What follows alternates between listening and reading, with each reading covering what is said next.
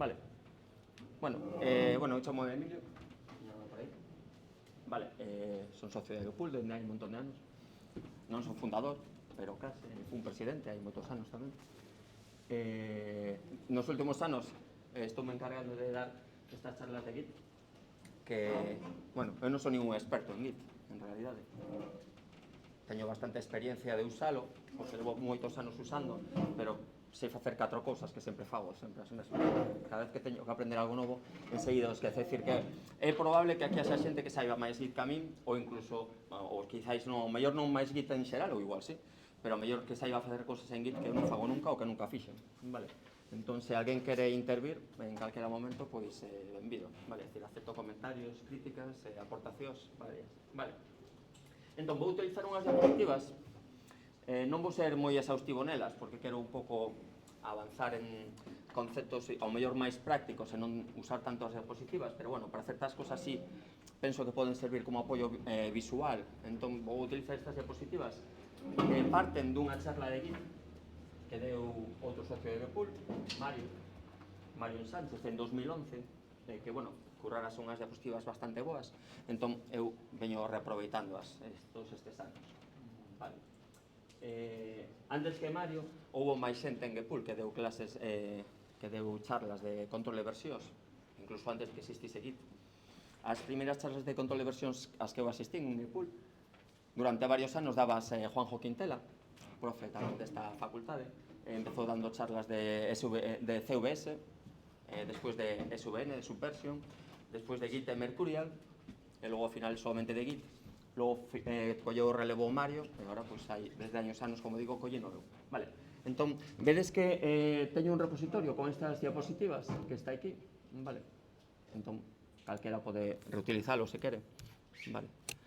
E, de feito, como acabo de facer uns cambios, o primeiro que imos facer vai ser unha proba práctica de Git, que subir ese repositorio os cambios que teño por aquí, vale. Creo que, basicamente, engadín unha figura e fixen aí un par de retoques menores.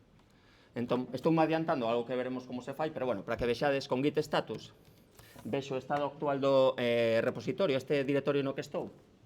Non sei se ve por aí, vou poñer un pouco máis amplia. Estáse grabando a consola, por outro lado, o sea, a pantalla, sí, vale. Vale, entón non me preocupo nese punto, desde ese punto. Vale, non sei se se pode apreciar ahora. A verdade é que teño unhas cores que non teñen moito contraste, entón igual non vedes nada. Vale, en calquera caso, con Git status, vedes o estado actual do repositorio, vedes que hai un montón de arquivos que di que non coñece. Todo isto que vedes por aquí, untrack files, son cousas que están neste repositorio, neste directorio, pero que non están baixo control de versións, como se ora movo aí un arquivo. Vale, son arquivos que están aí, moitos son froito da compilación de LaTeX, vale, e algunhas outras cousas que teño por aí pasadas, vale. Estas son as diapositivas originais de Mario, as que están por aí, vale. Entón, bueno, vedes que hai 3 arquivos que modifiquei xusto antes de vir, e tamén engadín unha figura que debería estar por aquí, que é esta, vale. Entón vou engadir esa figura tamén neste commit, vou facer un commit e subilo a GitLab, que é onde manteño este repositorio, que calquera pode consultar, vale, e utilizar, vale. Entón, bueno, vou engadir, como digo, estas imaxes. Se fago outra vez Git status, vexo que xa teño un par de cousas preparadas para o commit, estas que están en verde, estes tres arquivos siguen me dicindo Git que foron modificados, pero que de momento, se non fago nada, non van ir no commit. Entón, bueno, hai varias formas de proceder aquí, eu vou nos engadir explícitamente. Un é este, perdón, que din Git commit, quería facer Git add, vale. Un é este, non lembro os nomes, vale, o STI e o body, vale. Vale, estou engadindo estas 3 cousas para ir no seguinte commit. Se repito ahora Git status,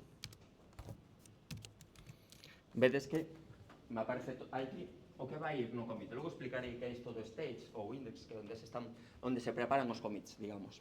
Vale, ahora se fago Git commit, todo iso vai actualizar o almacén, o repositorio no que estamos guardando isto, vale. poño que isto é unha actualización deste curso, 2026. Vale, pois agora teño este novo commit, con Gitlog podo ver os commits que teño na rama actual, vale, entón vedes que este é o último commit, o que aparece aí arriba de todo. Ahora mesmo teño en local, non o teño en remoto, que manteño como digo, este GitLab en remoto, entón, para poñerlo en remoto, creo que o teño configurado por defecto, logo explico todo isto, fago un push, para levar cousas dun repositorio a outro, vale, comando push, con pull, pois faría o inverso. Entón, neste caso, xa teño configurado un repositorio remoto, que está aquí, logo explicarei todo isto. Entón, o que estou facendo é levarme este commit ali, esta a contrasinal da miña clave SSH, a ver se son capaz de metelo ben. Sí, vale. Entón, agora se botamos un vistazo ao repositorio remoto, hai pouco teño este teclado, tampouco me manexo moi ben. Vale, xa está, vale. Aí vemos que hai un par de commits máis, que son estes, vale. Xusto antes de engadir eses commits no despacho, pois vin que tamén había algo que quedara sen comitear do ano pasado, que me quedara por aí, entón fixen un commit ese rápido, logo añadín esa imaxe e vin aquí correndo, quedarme isto por facer. Vale, entón, isto está actualizado, hai un pequeno, aquí hai unha pequena incoherencia, porque di que tedes unha copia do PDF aquí, non vai ser verdade. Creo, vou non comprobar, pero non está aí. Vale, pero podo subila, vale, así pasa a ser verdade.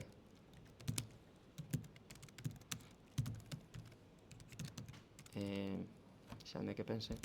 Isto é unha páxina persoal nun grupo de investigación no que xa non estou, pero bueno, ainda me manteñen aí o espacio, porque son xente moi maja.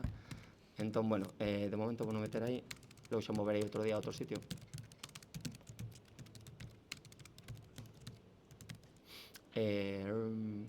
Vale.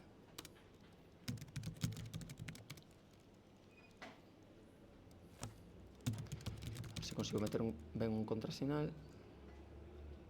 Jo. Xa deme que pense. Vale.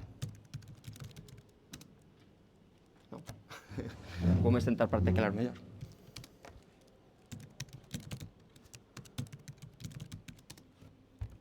Sí. Vale, entón agora, se non me equivoco, sí que debería estar aí o PDF. Chame ben. Non, como lle... non, porque o nome non é o mesmo, vale. Aquí chamase... O nome que se espera... Perdade por este retraso. Que teño aquí un nome super complicado. 2024, 10, además non ten moito sentido. Pero bueno. Habría que actualizalo. Vale, bueno, o vou do control de versión, sei que todo queda aquí traqueado. Vou non actualizar. Vale, bueno, como estou facendo uso de control de versións, podese considerar isto como parte práctica. Vale, imos de chamar, imos de quitar o do ano e deixarlo. Vale, vedes que aquí está o nome, 2024, vale, imos de poñer 2025, estamos en outubro, vale. Vale. Outra forma de facer un commit, cando tes as cousas, cando tes moi claro que as modificacións que fixeches son todas as que queres no commit, isto non sempre é evidente, vale? Porque ás veces crees que fixeches únicamente modificacións e engadiches arquivos a maiores, como as imaxes que engadín antes, e con este método non van ir no commit. Pero se faz un git commit menos a, todo o que está modificado automáticamente vai ao commit, e non teño que andar facendo primeiro, digamos, ese tránsito polo index. Vale, entón, bueno, fago git commit update year.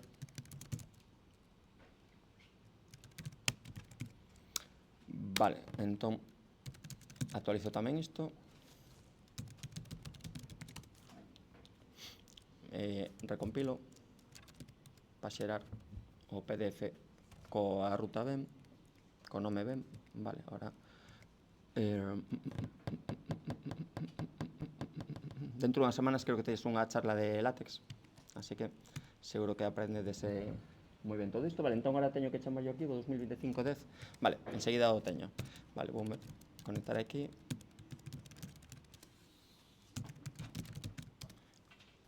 Vale. Vale, como é 2025-10 e barra baixa. Non, guión. Vale, e ahora sí, que debería estar onde digo que está. Que pasa? Que aquí poño 2024, que non actualicei aquí.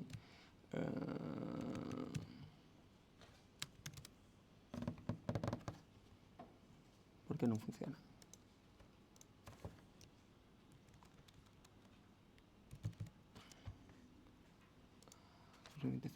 gpool intro git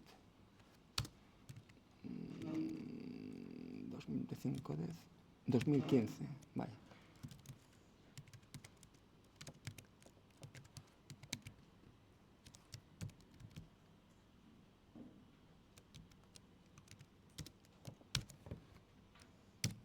Vaya, costou, espero que non me coste tanto o resto.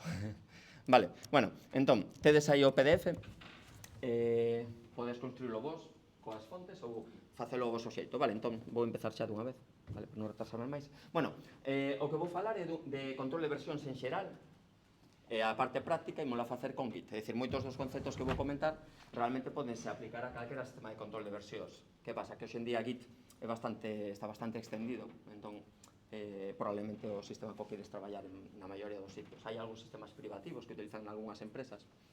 Dentro do mundo do software libre existe algún máis que aínda se usa algo, pero a verdade é que Git comeuse prácticamente todo o que había. Bueno, Git sabedes que, bueno, se non o sabedes digo, obra inicialmente de Linus Torvalds, a mesma persoa que desenvolveu o kernel de Linux, vale? Entón, bueno, gustame moito esta frase de Linus, porque, bueno, Git demostra que non é unha persoa dun só éxito, vale? Bueno, Linus Torvalds é unha persoa moi brillante, evidentemente, ten moitas cosas nas que pode aportar. Entón, bueno, tens aquí unha entrevista que hai fixeron Mallanos nese summit de software libre, na que dixo esa frase, vale? Isto que poño aquí é o primeiro commit de Git, que vedes que en 2005, é dicir, que Git ten ahora mesmo 21 anos, bueno, 20 anos, realmente 20 e medio. Antes de que existise Git, xa había sistemas de control de versións, incluso había algúns sistemas de control de versións distribuídos, pero en xeral os sistemas de control de versións daban un pouco de pena en certos aspectos. De feito, Git enseguida se comeu aos demais, vale? O propio kernel de Linux estaba usando até ese momento un sistema de control de versións que non era libre ao 100%, vale? Entón, esa foi un pouco a motivación que tivo Linux para crear o seu propio sistema de control de versións, para poder aloxar o seu proxecto, o kernel de Linux, nun sistema libre e que ademais lle dera certa flexibilidade que non había con outros sistemas ata ese momento, vale? Bueno, entón, vou ser un pouco rápido respecto a certas cuestións teóricas, pero bueno, paro aquí un minuto. Git, respecto ao que había antes, é un sistema de control de versións distribuído, usaremos estas siglas de VCS, Distributed Version Control System, vale? Había outros sistemas de control que non eran distribuídos, quer dicir que sempre había que traballar obrigatoriamente cun repositorio centralizado. Os sistemas distribuídos evitan iso. Podemos usar un repositorio centralizado se queremos, pero en principio hai repositorios, os que queiramos, e todos son, digamos, do mesmo rango. Vale, e como digo, bueno, sustitúe o que había antes mantendo o kernel de Linux, pero había un montón de repositorios, de sistemas de control de versións nesa época. No mundo do software libre, quizáis o máis relevante nese momento era a Subversion, SVN, ainda hai sitios que se usa, pero hoxe en día moi pouco, por sorte. Vale, entón, conceptos básicos de control de versións, vale. Bueno, por que queremos, primeiro, nesta diapositiva intento explicar ou razonar por que nos interesa levar versións das nosas cousas. Bueno, basicamente porque a alternativa é o non facer nada, vale, estamos modificando cousas, se nun momento pensamos, ostras, hai un mes isto funcionaba e agora non funciona, que pasará? En algo que estamos facendo, pois claro, se non levamos control de versións, pois temos que empezar a navegar polo código, pensar un pouco que cambios fixemos e tal. Cando estades facendo algo importante, sexa unha práctica, sexa un traballo a fin de carreira, unha tese doutoral, se non levades control de versións, de forma manual acabaredes con cousas como estas. En plan, poñolle distintos nomes a distintas carpetas, fago zips con distintos nomes, versión antiga, versión de xoves pasado, para poder estar seguro de que se fago cambios moi críticos, sempre podo volver atrás a algunha versión bella porque as manteño por aí en distintos sitios. Eso é un pouco caótico, eu fixero no pasado un montón de veces, pero non é un bo sistema de control de versións, porque sempre acabas, pois, aparte que acabas con nomes que logo non é claro cual é a última versión, sobre todo un tempo despois, cando xa non lembras nada, pois non é unha boa forma. Entón, a boa forma é levar un control de versións cun sistema dedicado para iso. Como digo, hai moitos sistemas, estes son un pouco os clásicos. Antes de CVS e Subversion xa había outro que se chamaba RCS. Vale, RCS e CVS estaban un pouco baseados na idea de que levaban o control de cada arquivo por separado. Vale, non levaban un snapshot. Agora explicarei que son os snapshot do que é o repositorio completo. Vale, entón, teñan bastantes eivas. Hoxe en día, pois, como vou falar de Git, xa paso de nomear ou de escribir outros, vale?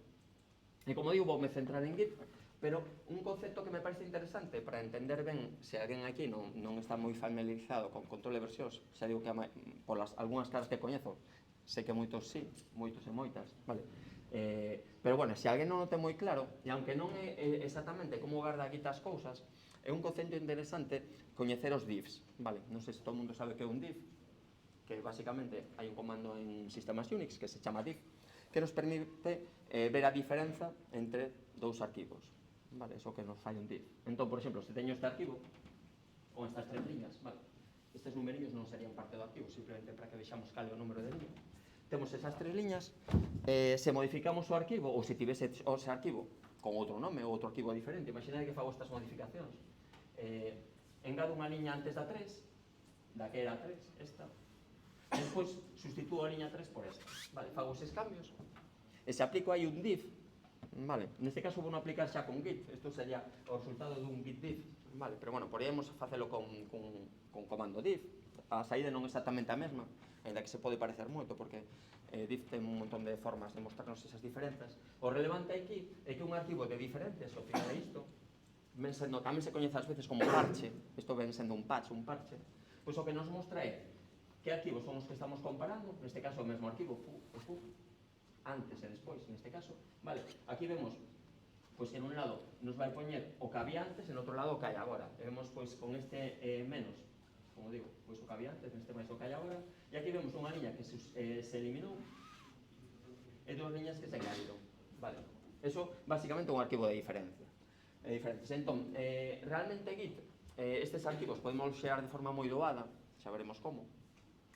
Non é que os commits se garden así, pero ás veces axuda a facernos a idea, para entender ben os commits, de que un commit podería ser as diferenzas entre un estado e outro, vale? Inda que non é exactamente iso, como a nivel de implementación, vale? Pero cando digo estado, refírome ao repositorio, que ahora explicarei un pouco que, pois, como vai evolucionando, pois a diferencia entre os dous deses estados nos que quedou, pois podería ser un commit, poderíamos velo como un arquivo de diferencias, ainda que a nivel de implementación non é así. Vale, entón, algúns conceptos terminolóxicos para logo non ter que repetilos. Bueno, xa digo que VCS, como se chama o sistema de control de versións en inglés, o repositorio é o nome que lle damos a ese almacén no que imos guardando os arquivos que temos baixo control de versións. Entón, neste repositorio temos tanto os arquivos que están baixo control de versións como os metadatos, vale, nun directorio que se chama Git, vale. Vou intentar escribir aquí, non se vai ver moito, logo se iso acendemos unha luz, vale. Vai haber un directorio que se chama .git, de feito podo mostrarlo por aquí, vale, vou ir creando aquí unha carpeta, vou chamar hoxe, vale, un directorio, con Git init inicializamos un repositorio, vale, e vedes que xa me di que creou un subdirectorio que se chama .git. Aí onde van estar eses metadatos, vale, sabedes que en sistemas Unix os directorios e os arquivos que empezan por punto, pois cando facemos un listado convencional de arquivos ou de directorios non se mostra, vale, son como ocultos, vale, podemos mostralos con -a, é dicir, está aí, pero en principio poñense así pois cousas que non queremos no día a día, vale, nos nosos listados. Entón, bueno, aí realmente estaría o meu repositorio, o que son os metadatos, vale. Ben, entón aí onde todo o que estemos baixo, todo o que imos metendo baixo control de versións, vai supoñer modificacións aí nese directorio, vale. Bueno, ese repositorio vai mudando de estado, vai dicir, aí vou engadindo máis cousas, modificando cousas que xa están, o arquivo de texto, outro, cousas, binarios tamén, inda que realmente os temas de control de versións como Git, o seu punto forte é traballar con arquivos de texto, por iso aquí isto das diferenzas. Estas diferencias con un arquivo que son todo uns e ceros, que un arquivo binario, pois non teñen moito sentido, vale? Entón, baixo control de versións, normalmente, interésanos traballar con arquivos de texto. Ese é o motivo polo que o control de versións sexa especialmente útil cando estamos programando, é dicir, para linguaxes de alto nivel, como pode ser C, C++, Java, Python, calquera linguaxe, vale? Ou tamén para a linguaxe natural, podemos ter aí arquivos de texto, readmes, arquivos LaTeX, que tamén son arquivos de texto, vale? Calquera arquivo de texto vai ir moi ben, baixo control de versións. Eu traballo con control de versións casi para calquera cousa, documentación, arquivos de configuración, arquivos de LaTeX, arquivos de C, de Python, de calquera cousa, vale? Entón, bueno, como digo, ese repositorio vai ir mudando de versión, de estado. Como digo antes, eses estados muchas veces se chaman snapshots, e a diferencia entre os snapshots son eses diffs que mostraba antes. Vale, entón, o bo deste sistema de control de versións é que todas esas snapshots, todos eses estados van a ir quedando no arquivo. Vale, é dicir, en calquera momento podo revisitar versións actuais. Podo revisitar versións actuais, vou desplegar isto, podo comparar arquivos en versións agora e hai un mes. Entón, cando temos erros ou comportamentos inexplicables ou simplemente quitamos algo que queremos recuperar, pois sempre podemos ir no noso control de versións atrás e recuperar o que sexa, vale, comparar, revisitar calquera versión. Se estamos traballando en colaboración con outras persoas, podemos ver quen fixo algo que fai que o sistema deixe funcionar, vale. Hai un comando en Git que se chama git blame, culpar, que, bueno, nos permite ver cada liña de código cal foi o último commit na que foi modificado e quen fixo esa modificación, vale. Podemos crear ramas, que é unha cousa moi útil, que xa había en sistemas de control de versións previos, como Subversion, pero en Subversion realmente as ramas eran unha dor de manexar. Vale, aquí as ramas en Git son baratísimas, non tardas nada en facelas, a xestión é moi áxil, moi simple. Vale, entón, favorece moito que podas facer un montón de probas con distintas ramas. Vale.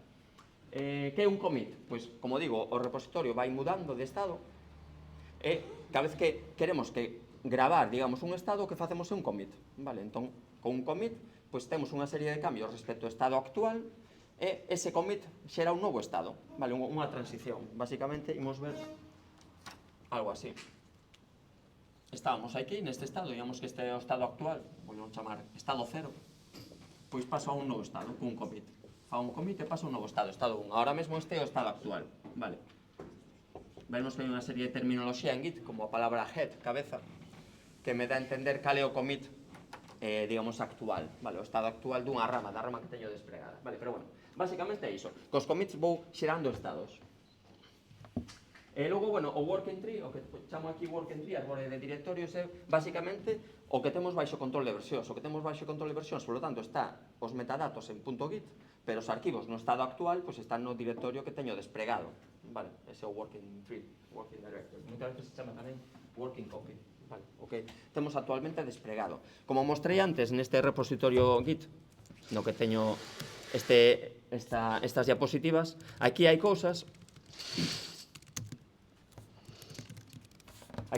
que están aquí en vermello, cando fago Git status, que non están baixo control de versións, é dicir, non están no working tree, están neste directorio, pero realmente non é parte do repositorio. O repositorio serían os metadatos e os arquivos que sí que están baixo control de versións. Hai un comando aquí en Git, que non vou usar agora, que se chama clean, que me permite desfacerme todo isto.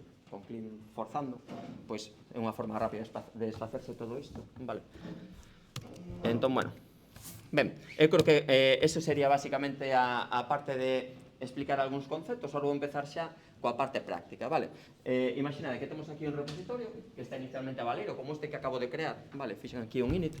Entón temos aquí un repositorio Valeiro que somente ten os metadatos, vale? Entón, imos crear algo para facer un commit, vale?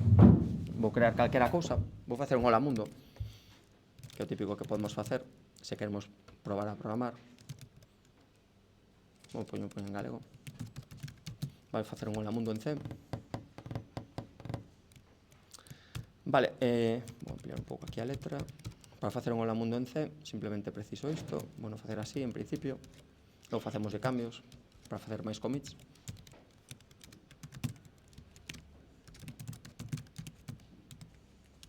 Vale, este é un hola mundo. Para usar printf necesito incluir este header para que o compilador coñeza esa función que non está definida por min en ningún lado. Vale, entón, facendo isto, se agora fago un make hola mundo, pois xero un hola mundo. Vale, evidentemente podemos invocar directamente ao compilador. Eu estou bastante afeito ahora a usar o comando make, que é moi útil para crear binarios, vale? Entón, bueno, temos aquí o meu Olamundo, que funciona perfectamente. Podo considerar que esta é unha versión chachi do meu proxecto, fago un git status, ahora dime que teño estes, non teño nada, nunca fixe un commit aínda, vale? Pero teño estes 3 arquivos neste directorio. Entón, Git, de feito, suxíreme, como estes arquivos están sen traquear, é dicir, non sabe nada deles, suxíreme se quero engadilos como parte do repositorio. Vale, o binario non o quero engadir nunca. Vale, xa digo que o control de versións non traballa ben con arquivos binarios, en xeral e evitadeos. Somente ten sentido meter arquivos binarios, dende o meu punto de vista, se son parte, por exemplo, imaxes pequenas dun documento látex, para non ter que estar recreándoas de novo. Vale. Se tedes cousas moi grandes, hai formas de que convivan no vosso repositorio, pero, bueno, non son Git estándar. Vale. Entón, en principio, non imos meter nunca un binario froito dunha compilación como ese, entón, simplemente vou engadir o olamundo.c. Vale. Vamos a facer aquí, así, para que se vexa ben. Vale. Volvo a facer Git status, e vedes que ahora está en verde, porque ahora se fago o commit, pois vais a facer un commit diso. Mentras non fago un commit, este olamundo.c pasou a estar nunha zona que se chama index, ou tamén stage. Ahora nas diapositivas teño esa explicación, vale? É, digamos, a zona onde preparamos os commits. Se cambio de idea, podería quitalo de aí do index, ou modificalo aínda podo facer cousas con el, vale? Pero digamos que a forma de ir preparando os commits, meter as cousas no index. Como estou conforme con isto, fago un commit, e vou chamar primeiro commit. Vale, ou mellor, algo normalmente, bueno, hai estándares para os textos dos commits, vale, non vou entrar neles, hai formas de facer commits un pouco significativos e un pouco normalizados. Por exemplo, estamos nunha organización que todo o mundo faga commits, pois, cunha serie de criterios máis ou menos estandarizados na organización para que se entendan rápido. É unha boa idea, en calquera caso, poñer unha mensaxe que sexa significativa, vale? Vou poñer aquí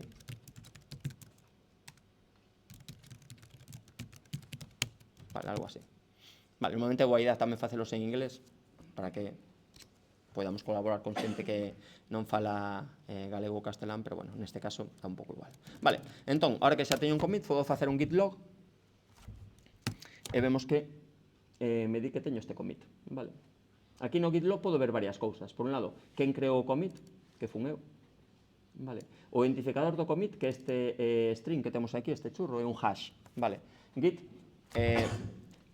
digamos que a súa implementación é, bueno, meter os contidos dos arquivos no snapshot que crea co commit e pasarlle unha función hash. Unha función hash é unha función que devolve, pois, unha cadea ou de números e letras, depende da función hash, vale? Teñen unhas propiedades que son bastante interesantes as funcións hash, que é moi difícil que dúas cadeas diferentes xeren o mesmo código, digamos, hai poucas coincidencias nese sentido. E, ademais, outra é a sensibilidade, son moi sensibles. Calquera cambio na entrada fai que o número, o string resultante, o hash, sexa totalmente diferente. Entón, esas propiedades son moi buenas para moitas cousas, para facer identificadores é unha delas, vale? Entón, ese hash é este commit, vale?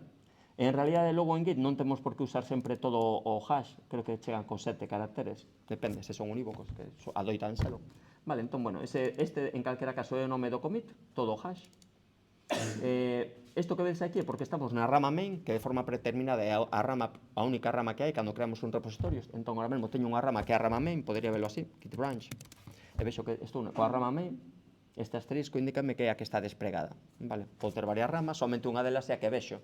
É dicir, os arquivos que están no meu working tree, no directorio no que estou, son ou dunha rama ou doutra, normalmente, vale? Estou cunha rama concreta despregada, a que podo ver aí como git branch. Entón, estou coa rama main, e este head, logo verase mellor nas diapositivas, basicamente é o commit principal desa rama, pouco principal, o que se está vendo aquí na working tree. Entón, bueno, temos ese commit, tamén vemos a data, vale? Entón, ahora mesmo, estou neste estado. Fixe un commit e teño o meu repositorio xa inicializado. Imaginade que fago, bueno, un pouco que comentaba, rama main, head. Estes dous, digamos, identificadores, no fondo son punteiros. Aquí todas sabedes programación, que supoño que sí, sabedes o que é un punteiro, que é unha referencia. En concreto, nunha linguaxe de programación, un punteiro é un enderezo de memoria. Aquí non é así. Pero a idea de referencia, está referenciando neste caso, un commit. Nos punteiros en C o que estamos referenciando a variables en memoria, bueno, enderezos de memoria, aquí referenciamos a commit. Entón, podes pensar nunha rama como unha referencia a un commit, vale, como se fose un punteiro, vale. Head non deixa de ser tamén como outra rama máis, vale. Todo eso son punteiros, entón podemos utilizar logo eses nomes na maioría de comandos de Git. Entón, bueno, de momento temos un único commit, vou crear un segundo commit, vale. Vedes que cada commit que vaya creando, o repositorio vai evolucionando, o último commit sempre o estado actual do repositorio, e o anterior simplemente me vale para saber como estaba o repositorio antes, vale. Pero o actual vai estar aquí, vale. E a diferencia entre este estado e este estado é un div, vale, que pode utilizar para pasarlle parches a alguén para que os aplique, bueno, hai moitos usos, vale. Entón, creando un segundo commit, ese segundo commit vai ter como ancestro directo pois o commit anterior, vale. Entón, bueno, imos facer aquí algún cambio a isto, vale, por exemplo, adoita ser boa idea utilizar os estándares ou as boas prácticas, e as boas prácticas din que normalmente,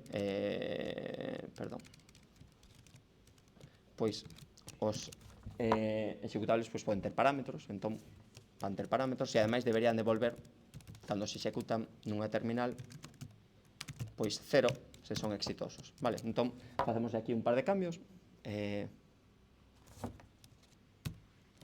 vamos para que compila, vale,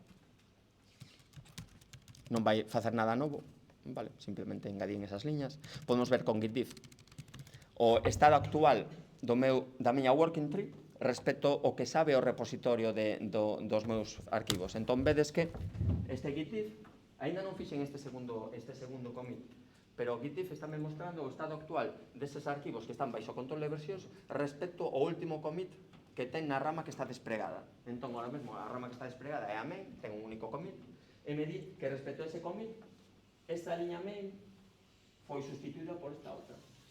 Vale. E ademais, aquí apareceu pois este retorno. Vale.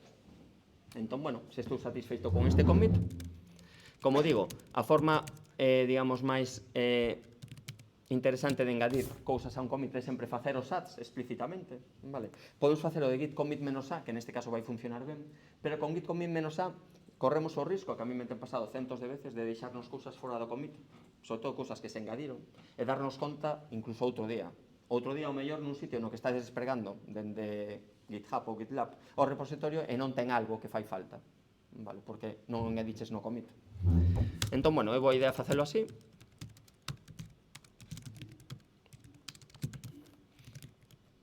Engado parámetros, saída, por exemplo, aquí mesturando ingleses e galego. Vale, entón, ahora estou neste estado, teño dous commits, vale? Podo ver con git log que temos aí dous commits, vale? O meu primeiro commit e o commit actual, que é o estado actual do repositorio. Entón, o commit actual sempre marca o estado do repositorio, o que chamamos unha snapshot, a snapshot actual. Todo isto son snapshots, decir, fotos de como estaban os arquivos nun determinado momento, pero este é o actual. Entón, rama main, se eu fago agora unha referencia a head, sempre vai facer referencia a este commit. É dicir, que este commit que ten este nome, agora mesmo tamén o podo facer referencia a él usando a palabra head ou a palabra main, vale? Logo hai varias formas en Git de facer referencias relativas a commits, por exemplo. Como este é o ancestro de head, podo facer referencia a él usando head e un anguliño. E, bueno, hai varias formas logo de ir así, cara atrás. E moitas veces é útil para evitar teclear parte do hash. Vale. Que máis? Bueno, podes facerme preguntas, non sei se vai entendendo o que vou soltando. Alguna dúbida, alguna cousa que alguén quere aportar algo? Que o mellor me saltara e que considere interesante neste punto que saiban o resto. Se non, eu sigo. Vale. O que vou facer agora, seguindo estas diapositivas, que non me lembro porque as fixen hai un par de anos e se non as repasei, é facer unha rama nova. Entón, tiñamos unha rama e agora vedes que aquí que poño branch alternativa. Vou facer unha rama nova e logo vou facer commits nesa rama nova. É dicir, vou logo manter dúas ramas diferentes, con distintos commits. Entón, para facer esa rama nova,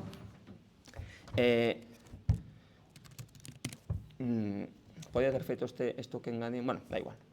Esta featura dos parámetros podía telo feito na rama nova, pero bueno, é irrelevante. Vale. Para facer a rama nova hai varias formas de facelo, con branch, por exemplo.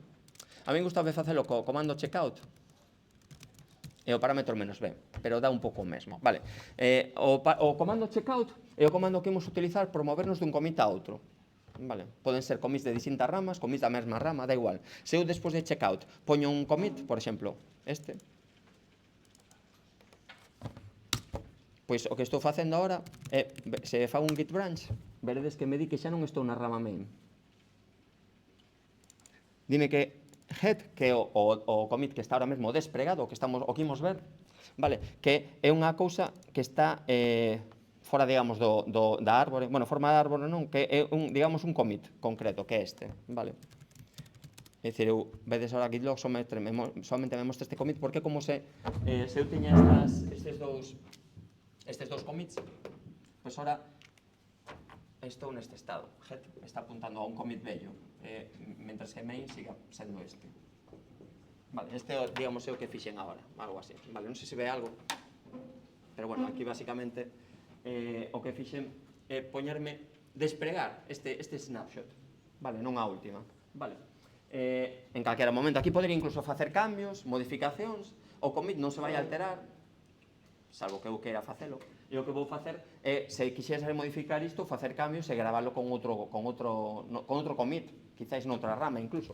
Bueno, ahora en calquera caso que me interese volver á rama main, vedes que con checkout podo poñer ou un nome de commit, ou un nome de rama, ou un nome de tag, veremos o que son os tags. É dicir, checkout váleme para despregar o estado do commit que eu lle diga. E dá igual que eu identifique co nome, co nome dunha rama. Se poño o nome dunha rama, me vai despregar o head desa rama, é dicir, o commit máis recente desa rama. Vale, entón, agora volvo a facer git log, volvemos a estar así.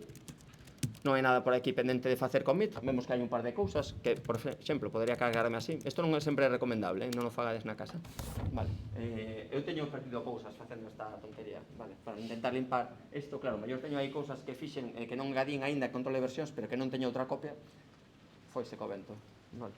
É dicir, agora váleme porque non teña nada interesante, vale? Entón, bueno, vedes que agora está limpo, solamente temos isto que está baixo control de versións. Ahora mesmo temos este estado, pero vou crear unha rama. Entón vou facer, por exemplo, un git checkout. Non vou facer git checkout menos B, bueno, sí.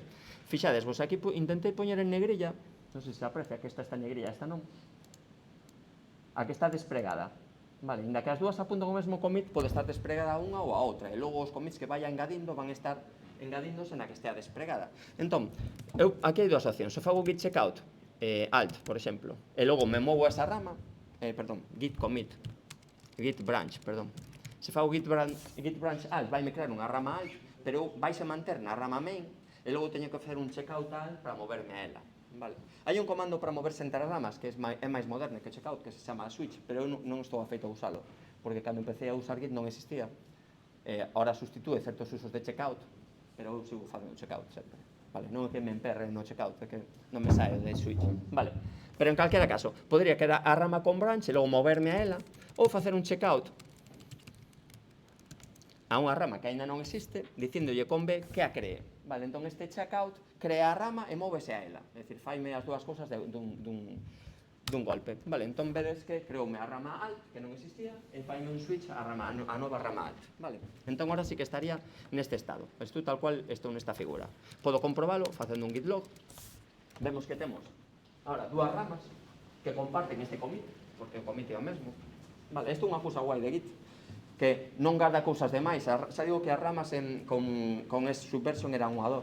Vale, aquí é moi natural. Ahora mesmo temos un commit que ten dúas referencias. Como digo, as ramas non son máis que como punteiros, son referencias. Entón, temos dúas referencias que apuntan ao mesmo commit. E ahora mesmo temos despregada o head de alt. Por iso que aparece aquí. Vale. En calquera momento poderías moverme a rama main. Se escribo ben checkout.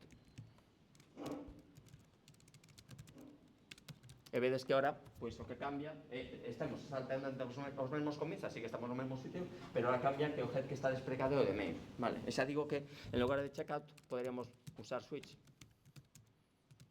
que eu non estou afeito a usalo, pero bueno, é un comando que entendo que é especificamente para isto, para moverse entre as ramas. Vale, entón estamos neste punto. E agora imaginemos que quero facer un novo commit, e agora, como teño despregada a rama alt, ese novo commit xa non vai estar en main, senón que vai estar únicamente na rama alt. Vale. Que sei eu, pois metemos aquí calquera cousa. xa que teño a RGC e a RGV, vale.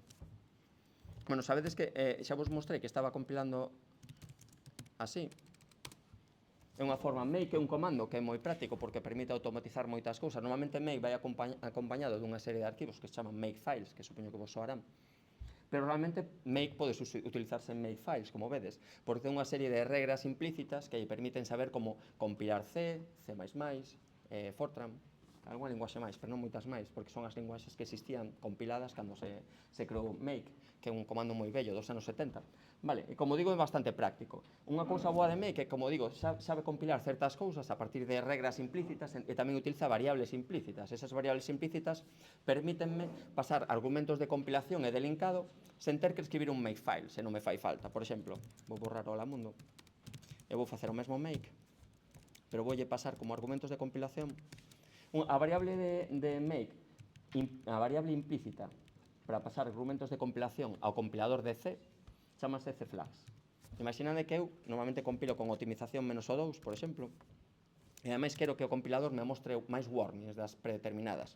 Entón podo compilar así.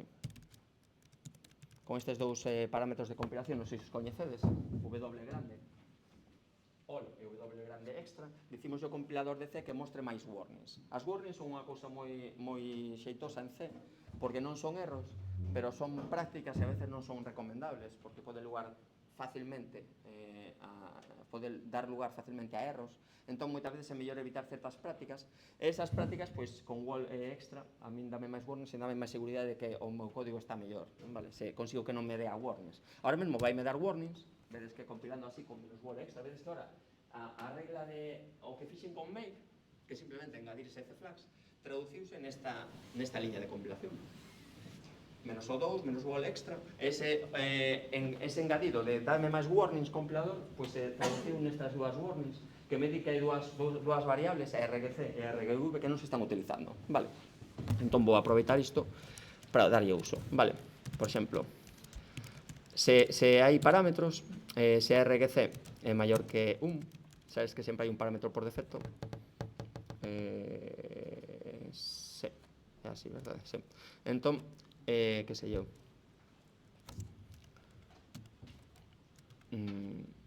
pois imos facer, vale, vou non facer en plan cutre, vale, así que non tiña que ter feito iso, pero bueno, este non é unha forma de programar moi segura, pero bueno, para un exemplo vale. Vale, se é maior que 1, é dicir, se hai 2 polo menos, que o primeiro parámetro considere que a quen hai que saudar, vale? E se non, pois Hola Mundo. Vale, entón, se agora compilo isto, debería funcionar.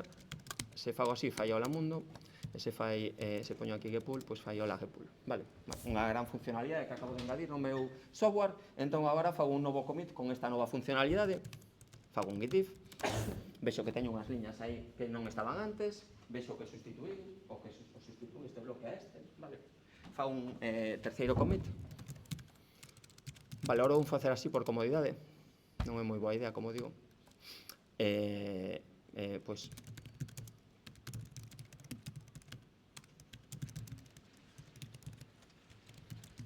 vale, entón teño tres commits na miña rama alt, e vedes que agora no gitlog xa vexo esta diverxencia entre as ramas. A rama main quedou aquí, vedes que aquí pon main, non sei que caí por aí, e a rama alt está neste commit. Vale, entón ahora mesmo estaría no meu exemplo exactamente nesta situación. Temos a rama main con 2 commits e a rama alt con 3 commits. Vale, vedes que están diferentes. Vale, imaginade agora, creo que no exemplo que fixen estas diapositivas, a idea agora era, bueno, isto é algo que pasa moitas veces. O traballo con ramas ten un montón de formas de proceder. Alguén me comentou hoxe no Telegram de getpool que é boa idea ensinar unha serie de fluxos. Gracias, Samuel. Non sei se nos dará tempo, pero sí que logo comentarei algún fluxo concreto típico para poder traballar, pero é habitual, por exemplo, que manteñamos en main, digamos, unha versión estable do noso proxecto, da nosa práctica, e que fagamos as probas nunha serie de ramas para iso, e que somente levemos eses commits das ramas experimentais, digamos, a nosa versión estable, despois de que foron ben probados, de que, bueno, se somos varias persoas traballando, pois que todo o mundo lle botou un ollo, traballou con elas, se viu que funcionaban ben. Entón, somente nese momento, pois os volcaremos noutro, facendo un merge, que xa veremos como. Entón, mentres eso non pasa, o que sí que pasa moitas veces é que na rama principal descubrimos un bug. Vale, estamos traballando por aquí nunha serie de featuras novas, queremos engadir novas características, pero facendo isto, o mellor descubrimos que na parte de código que estaba na rama main, da que partimos, pois que había algo mal, e hai que corrixilo. Entón, pois, volvémonos a nosa rama principal, vale, e facemos esa corrección do erro, vale, entón, xa digo que eu fago con main, pero con checkout podes facelo con switch. Ahora estou na rama main, vedes que teño desplegado get da rama main, só me mostra os dous commits da rama main. Bueno, vou actualizar isto, vale, así como estaba na rama main. Non sei que podemos aquí simular que había un erro, vale. En este caso non había ningún erro, entón que vou facer, por exemplo, meter aquí un comentario.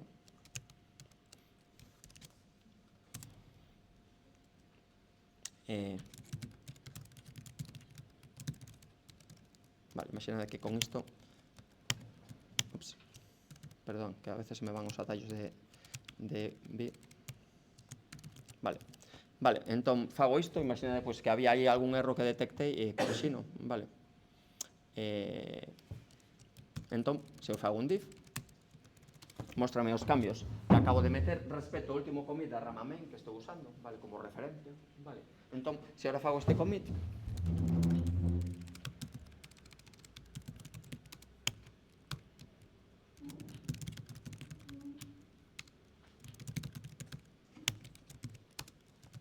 pois agora estaría exactamente nesta situación, na que teño as dúas ramas e metí un novo commit nesta rama principal, co cal estas dúas ramas agora son diferentes, é dicir, main apunta a un commit que non está en alt e alt apunta a un commit que non está en main. Vale, isto xa digo que é unha situación moi típica, é que aquí estamos engadindo commits con unha serie de características, pero teñamos que corrixir algo na rama principal, porque atopamos un bug. Imaginade, estaba reservando mala memoria, e dime conta agora, xogando por aí.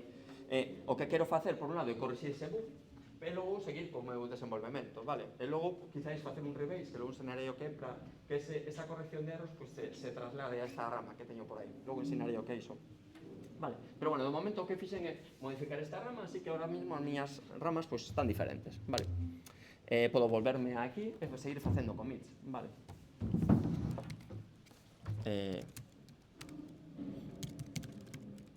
Bueno, se agora fago un git log, aquí veixo os 3 commits de main. Hai unha forma de ver todo as dúas ramas, vale? Como é menos sol. Non recordo o comando. Sí, menos sol, porque non funcionou. Vale, hai un comando que se chama tig, que é git ao revés. Vale, hai un montón de formas de ver os commits e a árbore que se vai creando coas miñas control de versións. Unha delas é con tig, que é así modo texto, que me permite ver onde estou e me permite, xa vedes que é texto, entón me ensina en modo texto pois as dúas ramas que teño, unha que se chama main e outra que se chama alt, cada un pois co head no seu commit correspondente. E vedes que teño unha parte común, é dicir, aquí hai dous commits en común e logo pois un commit no que diverse cada rama. Vale, é unha forma pois de velo. Hai un montón de formas máis, vale? Hai formas máis gráficas tamén de velo. Unha creo que hai tempo que non o fago, gitk. Vale, gitk é unha forma un pouco máis gráfica. Vale, eu non o utilizo moito, non usei algo no pasado, pero como non o uso moito, pois casi non lembro nada. Pero con gitk temos é o mesmo un pouco, de forma un pouco máis visual, e podo dicirlle aquí que ahora mesmo está mostrando só a rama desplegada, pero podo dicirlle aquí que me mostre todas. Non lembro como. Quizáis aquí. View. Era fácil, pero non lembro.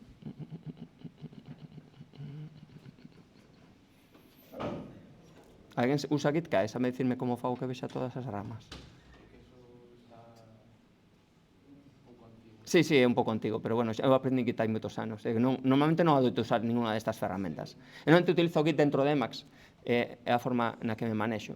Pero estas ferramentas, digamos, para ver as cousas de forma visual, hai unha forma de facelo, pero non lembro como. Bueno, da igual, non é moi relevante. Aquí creo que con New View. E aquí podo dicirlle que mostre todas as ramas. Sí, aquí, vale, vale.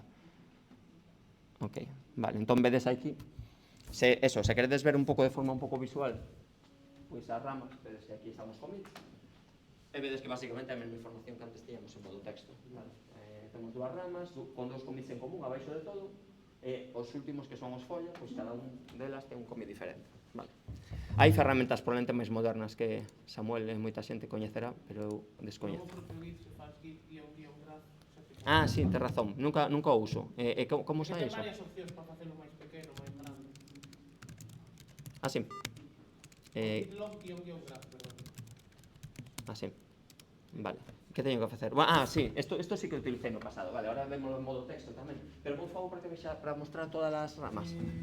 Supoño que hai unha forma, pero... Sí, digo cho... Sí, mira, aproveito para dicirlle aquí a xente que Git ten unha axuda moi boa. Entón, se eu fago git help sobre calquera comando, por exemplo, log... Git-log-graph-all. Vale, perfecto.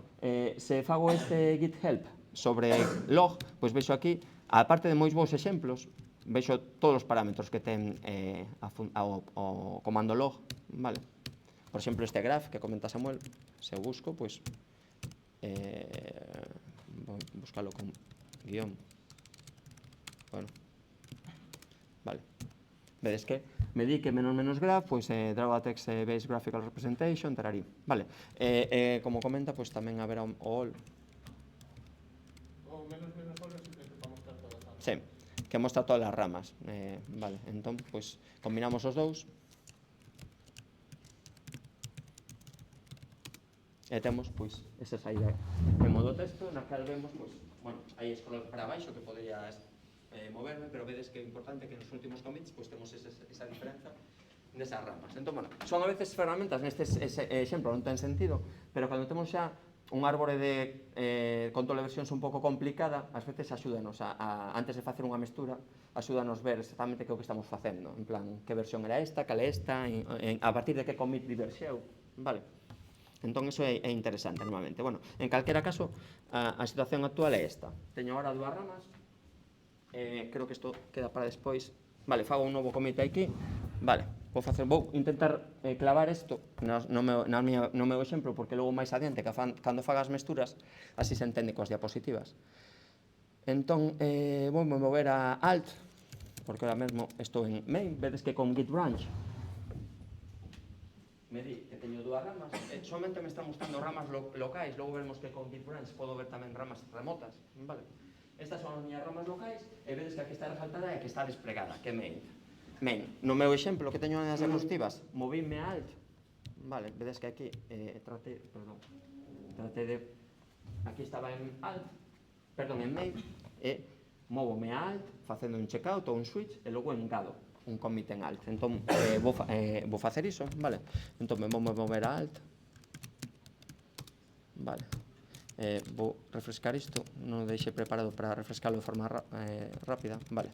Vale, isto era o que tiña en alt, vale, ali engadín uns comentarios, aquí non están eses comentarios, vedes que non están arriba, porque en alt non están, somente os fixen na rama main, e aquí que vou engadir unha feature, que supoño que coñeceredes, que, bueno, igual non, que é utilizar unha librería que se chama OpenMP para ter múltiples fíos, vale? Entón vou utilizar unha pragma. OpenMP está moi ligada ao que é o kernel de Linux, entón, bueno, está en calquera distribución de Linux, entón, bueno, ten unha serie de pragmas que nos permiten programar en C multifío de forma moi doada, non hai que ir a moi baixo nivel, hai bibliotecas para programar a máis baixo nivel, como Pthreads, pero con OpenMP, con moi poucas pragmas, unha pragma é unha liña que empeza así, isto como un comentario, vale, vedes que isto é un comentario, en realidade, un comentario máis ben é un parámetro, digamos, ou un comando para o precompilador. Neste caso, que nos interesa é que o compilador, en principio, pasa disto, salvo que, digamos, que o interprete. Vale, entón, se o interpreta, falle caso. Entón, bueno, xa digo que permite paralizar isto, entón, simplemente poñendo isto, o típico é poñelo antes dun bucle, para paralizar un bucle, as súas iteracións. Imaginad que temos 8 cores, ou 8 threads, 8 cores virtuais, vale? Non ten por que ser de 8 cores a nosa máquina, sabes que hai unha cousa que se chama simultaneous multithreading, que nos permite ter máis cores lóxicos que cores físicos, pode ter 4, pero vexo 8. Pois, bueno, en calquera caso, se teño un bucle de moitas iteracións, se teño 8 cores, pois podo dicir, pois cada core que se encargue de unha parte dese bucle. Entón, pois con isto fago de forma moi rápida. Neste caso, como non teño un bucle, pois se va a encargar os 8 fíos de imprimirme aquí este hola mundo. Vale, pessoalmente se poñe un parámetro. Entón, bueno, deixo así. Probamos. Vale. Dame esa warning de que non coñeza Pragma, porque teño que engadirlle un parámetro de compilación. Vou, en principio, pasar disto, que non nos fai falta. En realidad, un parámetro de linkado, así que, aínda con cflags funcionaría, sendo estrictos, a variable implícita para que as regras implícitas de make fagan ben o linkado é ld flags. ld é o linker, vale, o que se acaba de linkar despois de compilar. Entón, ld flags, se pasamos menos f openmp, cargámonos isto la mundo. Make ten unha cousa que se non ve que haxa diferencia en data entre o binario e o arquivo fonte, pois non o construe un novo binario, di que está na última versión, vale, digamos que non ten que construir. Entón, borro explícitamente e facemos isto, co cal xera ahora unha versión paralela do meu hola mundo, que se digo así hola mundo sen máis, non é paralela, pero se digo que nos saúde a nós, pois pasa a ser paralela. Vedes que fai 4 hola mundo, hola gpool, porque a miña máquina pois ten 4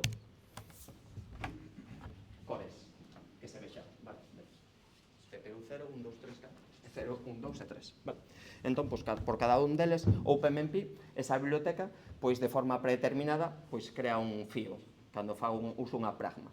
Realmente podría dicirlle ahora cantos fíos, hai unha variable de entorno para dicirlle cantos fíos ten que utilizar, se non quero usar tanto, pode utilizar máis ou menos. Vale.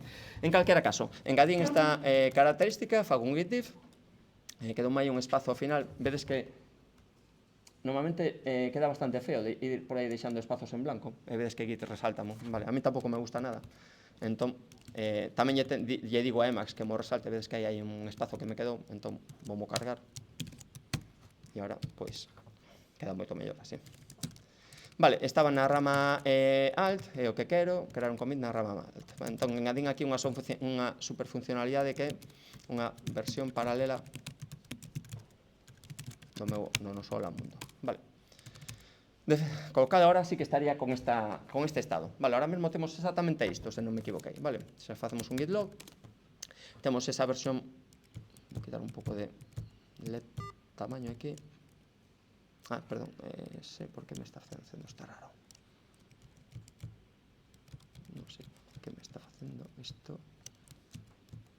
Vale, ahora. Vale.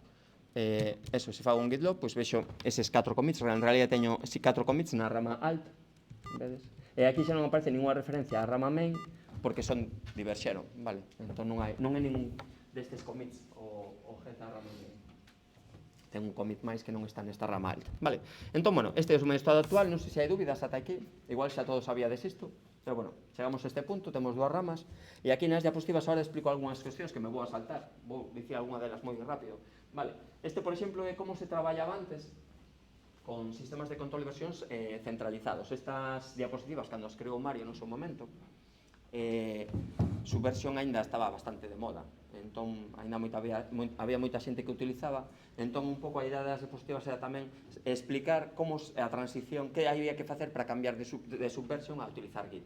Xa non borrei moitas desa parte, pero bueno, manteño por razóns históricas pois esta diapositiva na que se ve que aquí, se eu quero traballar con un sistema de versións centralizado, eu teño a miña copia local aquí, imaginade que este é un programador, isto outro, cada un deles, todos traballan contra o mesmo repositorio centralizado. Para calquera cousa que había que facer en Subversion, para calquera commit, se eu quero engadir un commit, sempre había que conectarse ao repositorio centralizado. Se non teñas internet, non podías facer commits.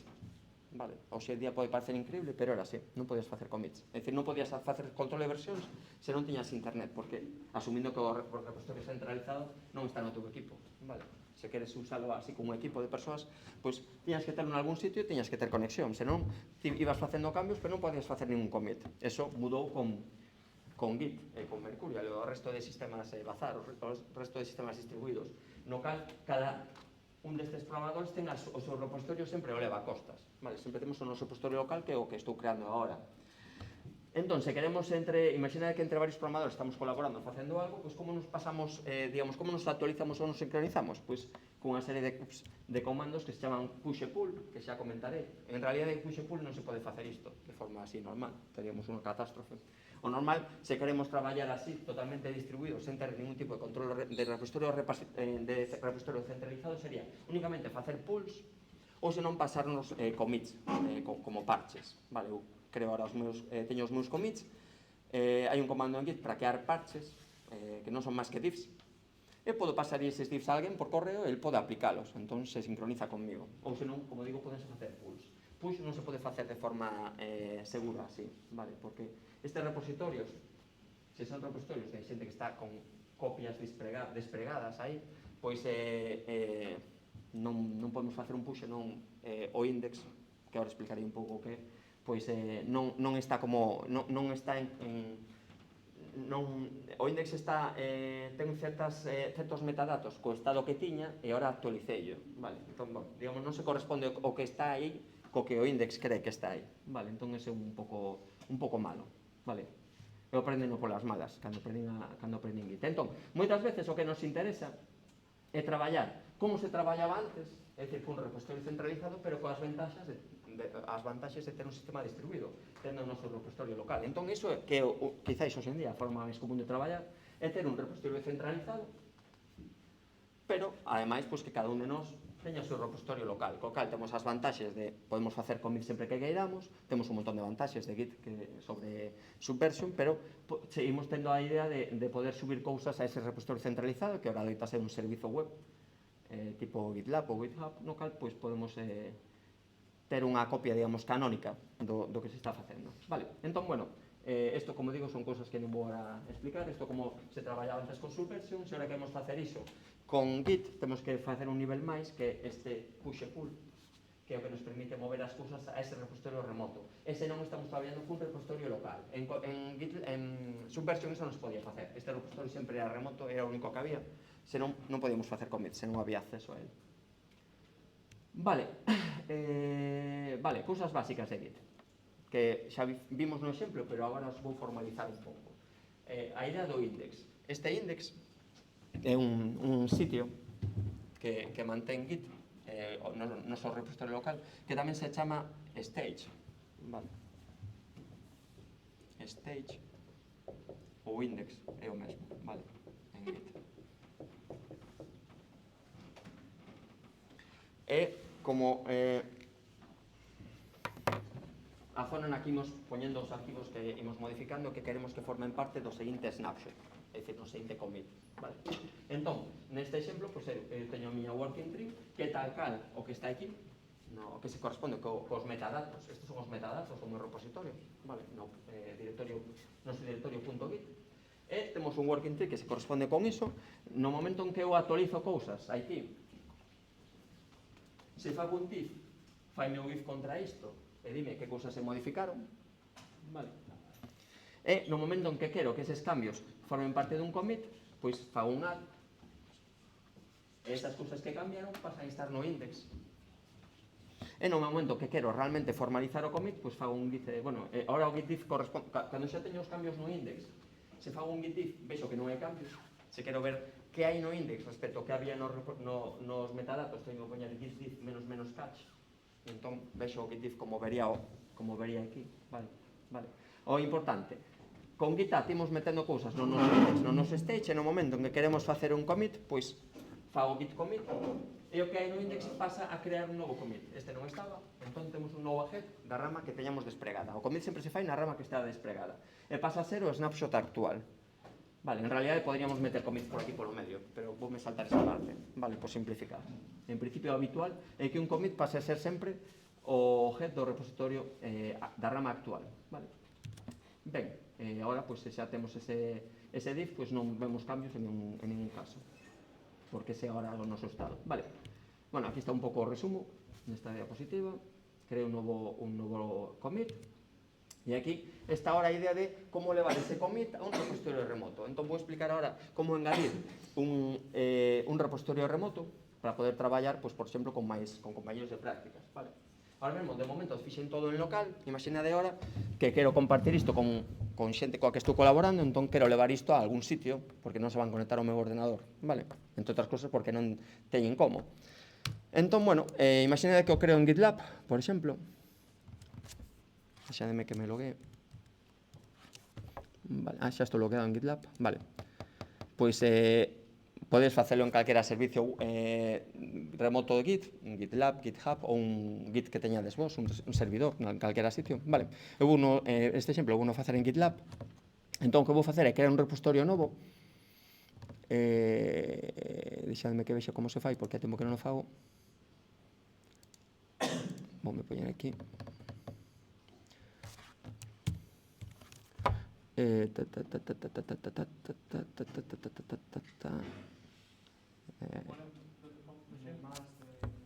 Onde está o máis? Sí, vale, é que non son moi bo coas interfaces, vale. A verdad que para min ese máis, bueno, non é a mellor forma de indicar que quero crear un novo, sí, create new, vale. Vale, entón, aquí vedes que podemos crear un novo repositorio, vou crear un novo repositorio. Vale, dame varias opcións, hai plantillas, vale, podo facelo a partir de certas plantillas. Eu normalmente sempre creo en blanco, vale. Poñemoslle un nome, por exemplo, charla gpool, vale. Vedes que este é o nome do repositorio, podo poñer un nome con espazos. E logo, outra cousa diferente é o que se chama project Slack, que é o nome que vai ter a URL. Vale, aí podría, por exemplo, poñería aquí sen espazo. Aí suxíreme un guión, pero podría poñelo así. Bueno, xa decide, non ten por que coincidir. Vale. Bueno, entón, un repositorio en GitLab sempre vai empezar como gitlab.com e logo o nome que lle poñemos aquí. Realmente podemos tamén crear, pode haber espazos de nomes, podemos ter grupos de usuarios, etc. Pero, bueno, en principio, vou crear así, sen máis. Vou facer público, podría facelo privado, internal, para somente con xente con, bueno, con conta en GitLab, bueno, hai distintas reglas que podemos utilizar aí. Vou dicir que non me inicialice nada, vale? Quero que o repositorio non conteña absolutamente nada. Porque o que vou facer é sincronizar este repositorio cun repositorio que xa teño en local, que xa ten cousas. Entón, se agora lle meto aí un arquivo, pois primeiro teria que, bueno, descargarme ese arquivo facendo un pull, bueno, hai que facer unha pequena logística que non quero facer agora, vale? Entón, deixo totalmente baleiro, e doi a create project, que me di, que agora teño que seleccionar aquí algo análisis. Vale, o meu nome, claro. Vale, sí, eso. O normal é que se non poñedes nada usedes o vos usuario. Xa digo que aquí podría ir calquera outra cosa hoxe en día. Creamos un proxecto. Vale, e agora mesmo xa teño creado este repositorio que vemos aquí. Vemos aquí a URL, non se ve moito. Vou poñer aquí en Emacs. No Scratch. Vale. Este é o nome do repositorio que creei, vale? Vedes que é moi simple crear un repositorio aí. E agora o que vou facer é dicirlle ao meu repositorio local, que é este. Ahora mesmo aquí hai un comando en Git que se chama remote, que é o que me permite xestionar repositorios remotos que coñece o meu repositorio local. Ahora mesmo se fago un git remote non teño nada. Vale, o que vou facer é engadir un. Vale, co comando add, git remote add. Como sempre, se non sabemos facer isto, facemos un help. Vale, temos aquí pois como funciona Git Remote e ao final destes manuais sempre hai bastantes vos exemplos que son bastante cos casos máis típicos que precisamos, vale. En calquera caso, calquera destes servizos Git, servizos web de Git como GitLab ou GitHub, sempre que creo un repositorio remoto me di aquí o típico que quererei facer, crear un novo repositorio, usar un que xa teño en local. No meu caso, a liña que me interesa é esta, Git Remote Add, o nome do repositorio remoto que acabo de crear, vale, entón xa podo collela de aí e vedes que isto que quero facer. Isto que pon aquí Origin é o nome do repositorio remoto, podo chamarlle de calquera forma, podo chamarlle remote, remoto, GitLab, GitHub, o meu repositorio remoto, mesa, rato, é dicir, non é un nome, unha etiqueta. É bastante habitual chamarlle Origin, por motivos históricos, pois en Git e empezo a usar o nome de Origin para o repositorio remoto principal, digamos. Entón, se eu deixo así, o que vai pasar é que agora teño un repositorio remoto que se chama Origin. Bueno, así vexo simplemente o nome. Se poño -v, é máis verbose, e me di, ademais do nome, pois a ruta, vale? vedes que está utilizando, neste caso, teño a posibilidade de utilizar repositorios remotos diferentes para coller e para poñer. Fetch, cando collo cousas do repositorio remoto, é unha parte de pull. Antes ensinemos pull e push. Pull realmente son dúas operacións. A primeira é fetch, que é traernos as cousas, e a segunda é mesturar esas cousas co que teño. Vale, entón son dúas operacións. Entón aquí simplemente me mostra o fetch, que é como me traio as cousas, en mesturalas. E pull, push, que é poñelas no repositorio remoto. O normal é que estes dous repositorios sexan o mesmo, pero poderían non selo. Vale. Entón, ahora mesmo teño un repositorio remoto Origin, que non ten nada, que está aquí, está valeiro. Entón, ahora vou engadir estes commits que xa teño, aquí. É dicir, vou engadir isto, que o estado actual do meu repositorio, vou engadir no repositorio remoto. Vale. Como xa teño o remote criado, simplemente teño que facer un push. Vale. No push, teño que dicirlle onde quero meter as cousas. Vale. Entón, neste caso Origin é o nome do repositorio remoto, podería ter varios, e poderían chamarse de outra forma, entón teño que dicir cal quero. E logo teño que dicir que rama é a que quero meter ali e como quero que se chame ali, porque poden chamarse diferente nun repositorio e noutro. Vale. É bastante habitual que nos interese que se chamen igual. Deixadme ver onde estou, en que rama estou. Estou en alt, vale. Voume poñer en main, imaginad que quero, bueno, da igual, pero o normal é que polo menos estea main. Entón me vou poñer en main e vou levar a remoto pois esta rama alt, vale. Se o deixo así, vai chamar alt tamén ali, vale. Se sabedes como configurar un repositorio en GitLab ou en GitHub, sabedes que hoxe en día hai que traballar ou con tokens ou con claves SSH, bueno, con claves GPG. Neste caso eu teño unha clave SSH asociada ao meu repositorio GitLab, entón o que me está pedindo aquí é o contrasinal da miña chave local, vale. Entón, acabo de dar ya a enter, vale. Creo que en unha charla anterior puxen a clave sin querer por aí, así que espero que non me pase outra vez para non ter que cambiala. Vale.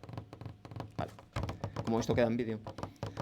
Vale, entón, vedes que o que fixen foi facer un push, e o que fixo foi crear unha nova rama no meu repositorio remoto que non teña nada.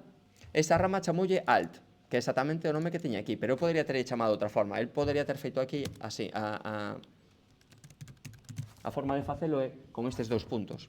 Dígolle como se chama en local, como se chama en remoto. Vale. O habitual, ou moitas veces, pois queremos que se chame igual, pois simplemente poño o nome da rama e xa me crea unha rama. Puxen alt, quería poñer main. A ver, vale, perdón, bueno, da igual. O caso que ahora mesmo teño aquí, perdón, xa digo que este teclado non é o que utilizo normalmente. Vale, puxo a radio. Vale, teño que darlle FN. Vale, se ahora refresco GitLab, vemos que temos a rama alt aquí. Quería ter posto main, puxen alt. Vale, vou poñer tamén main. Perdón. Push origin main.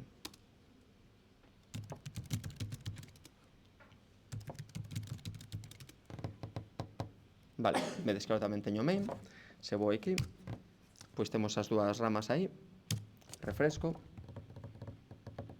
E vedes que temos a rama alt ou a rama main. Vale. E logo falo disto das merge request, que me está ahora suxerindo aquí GitLab. Vale. En calquera caso, vemos que temos un único arquivo que está nas dúas ramas. Ahora mesmo está como default a alt, porque foi a que creei primeiro. Vale. Ainda que no meu repositorio local non é así.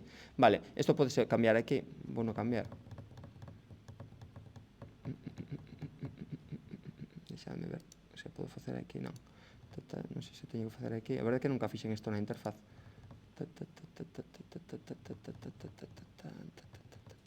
Como fago que o default pasa a ser a outra?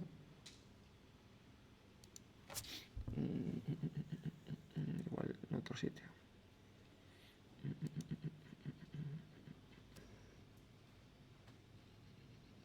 Non, ten que ter que ser aí.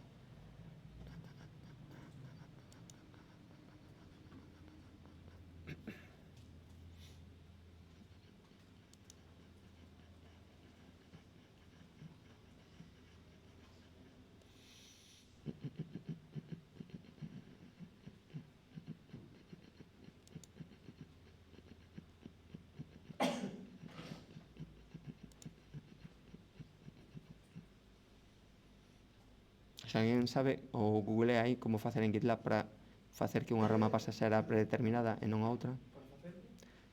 Teño dúas ramas, pero como subín primeiro alt e non existía ninguna, puxo-ma como predeterminada. Non é algo que faga habitualmente, entón non sei facer de memoria. Tira mesmo, dime que a default é alt, quero que sexa outra. A ver, aquí, non. Xa probei. Non, aí non é. Seguro que é unha parida, pero igual en settings. Sí, onde? En repository. Sí, mira, aquí ten boa pinta, isto é prometedor. Sí. Vale, xa está aquí, sí. Nas settings en repository, aquí podo dicirlle que main. En GitHub é equivalente. Vale. Gravamos os cambios. Porque xa vedes que cando creo os primeiros commits en remoto, pois o que se crea é a primeira rama, pois pasa a considerarla como a predeterminada, a default. Vale, ahora sí que main é o default. Vale. Vale, as ramas sabedes que se poden protexer para evitar que alguén faga push aí. Por exemplo, que alguén faga celo todo con pull request. Bueno, hai varias formas de protexelas para que non se podan forzar con pushes. Bueno, vale, en calquera caso, algunha dúbida ata este punto? Ahora o que temos é basicamente algo así. Teño un repositorio local cunha serie de ramas, con dúas ramas, e un repositorio remoto que está exactamente igual ahora mesmo que o meu local. Vale, entón, se ahora calquera de vos ten permisos para acceder a este repositorio, podería facer commits e engadilos aí, co cal a miña copia local quedaríase atrás respecto a esta. Vale, podo simular iso. Imaginade agora que uso outro desenvolvedor, voume crear por aquí outro directorio, facer un clone. O comando clone, que non expliquei, serve para clonar un repositorio a partir dun repositorio remoto, normalmente. Vale. Voulle chamar, bueno, deixo así, charla-gpool. Vale. Se non lle poñemos nome, aquí podría engadirlle como parámetro como quero que se chame o directorio en local. Vale. Se non lle digo nada, vai se chamar charla-gpool, sen o punto git. Vale. Isto poderíades facelo ahora calquera de vos a partir do meu repositorio. Vale. E agora en charla-gpool vedes que teño únicamente o main. Con branch -a, aproveito. Vexo as ramas locais e as remotas. Con branch somente vexo as locais. Se poño branch -r, vexo as remotas. O máis habitual para min é -a, que vexo as dúas, as locais e as remotas. Vedes que está en vermello, son as ramas remotas, e aquí vemos cal é o repositorio remoto no que están. Neste caso, que chamei Origin, pero podo ter varios repositorios remotos asociados. Vale. Podría ter un en GitLab, outro en GitHub, outro nun servicio web meu. Vale, perdón, nun servicio Git meu. Entón, bueno, vedes que ahora mesmo a rama remota, as ramas remotas existen dúas, alt e main, pero en local somente teño main. Entón, imaginade que quero despregar neste outro usuario, pois tamén a rama alt. Como fago? Podo facelo, neste caso, moi doado, porque de forma predeterminada, se eu fago un checkout cun nome dunha rama que existe en remoto, pero non existe en local, pois Git interpreta que quero facer unha rama local que siga a esa rama remota. Vale, entón se fago así. O que fai Git, se vedes aquí, Git é bastante bo dándome feedback do que está facendo. Entón vedes que o que fixo é crear unha rama local que vai facer track, vai seguir a rama remota alt. Vedes que origin alt é a rama remota e alt simplemente é a miña rama local que acabo de crear. Vale, vedes que non fixen Git checkout -b, que é a forma de crear unha rama, porque simplemente facendo checkout con o nome dunha rama remota, Git interpreta que o que quero facer unha rama local que se chama igual que esa remota e que a siga. Vale, entón, xa me pon nela. Vale, entón agora se fago aquí un git log. Estou na rama alt. Vedes que agora nos logs teño aquí engadido o commit, tamén ten información sobre as ramas locais. Entón vedes que este commit é o head tanto en alt como na rama local que tamén se chama alt. Poderían diverxer, despois as miñas ramas locais e remotas poden diverxer ainda que se chamen igual, porque vou facendo commits, pero en remoto igual non os actualicei, o outro desenvolvedor actualiza e eu non. Vale. Bueno, seguidesme.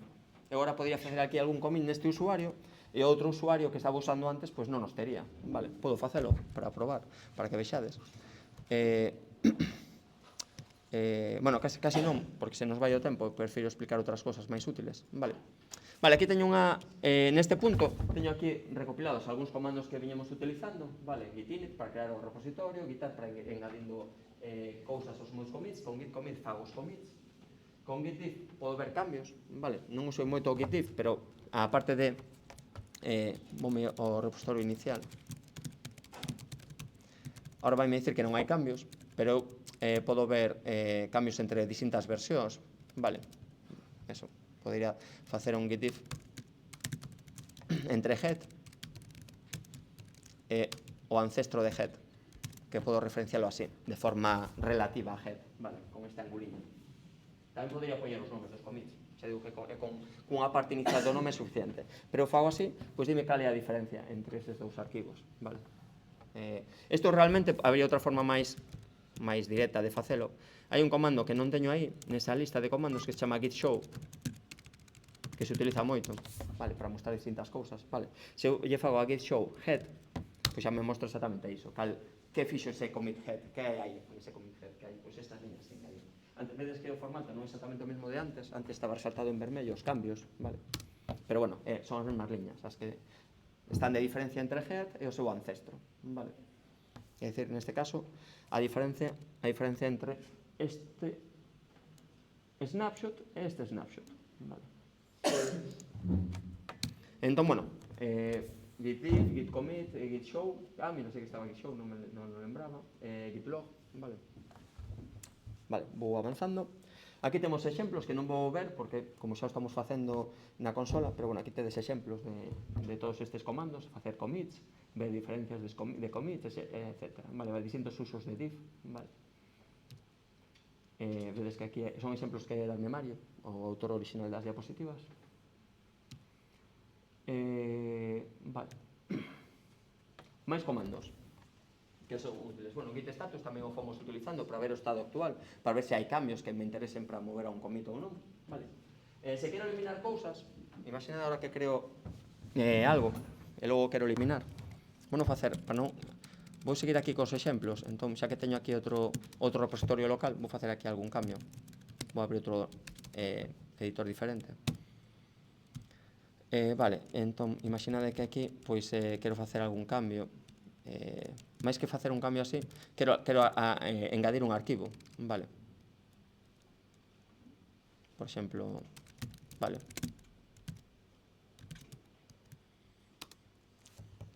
Vale.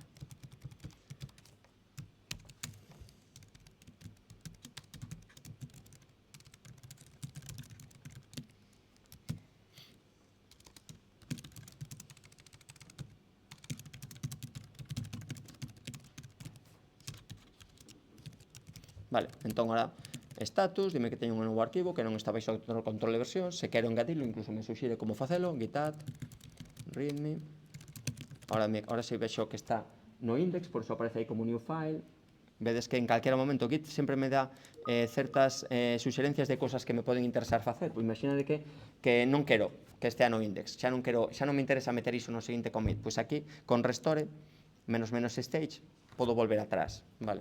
Neste caso sí que o quero meter no index, baixo control de versións, entón fago commit, engado readme. Vale, entón ahora pois teño neste repositorio local un novo commit en alt, que engadiu un readme, vedes que o alt que está en remoto ahora é diferente do alt que está en local porque non actualicei en remoto, non fixe un push, se fago un push, isto pasa de estar ali tamén. Vale, podo facelo. Bueno, non vou facer porque quero traballar co ramal tal como o teño en remoto, no outro usuario, vale, entón isto vou deixar aquí en local, pero o que me interesaba era o git rm.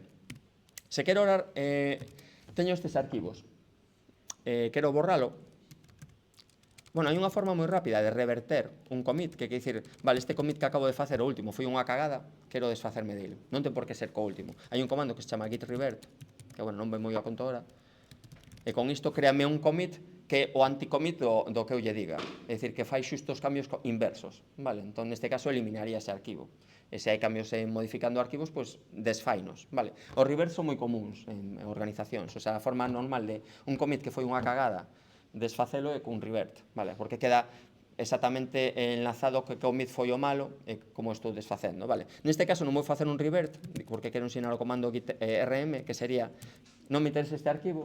O que podría facer é borrarlo normal con rm e logo facer pois un commit, vale, un add con iso. Pero bueno, é máis rápido simplemente facelo xa con git, vale, porque xa me queda o index actualizado, vale. Ahora mesmo xa teño o index actualizado con que borrei este arquivo, vedes que está en verde. Podería restauralo se quero. E agora fago un commit, este commit, elimino,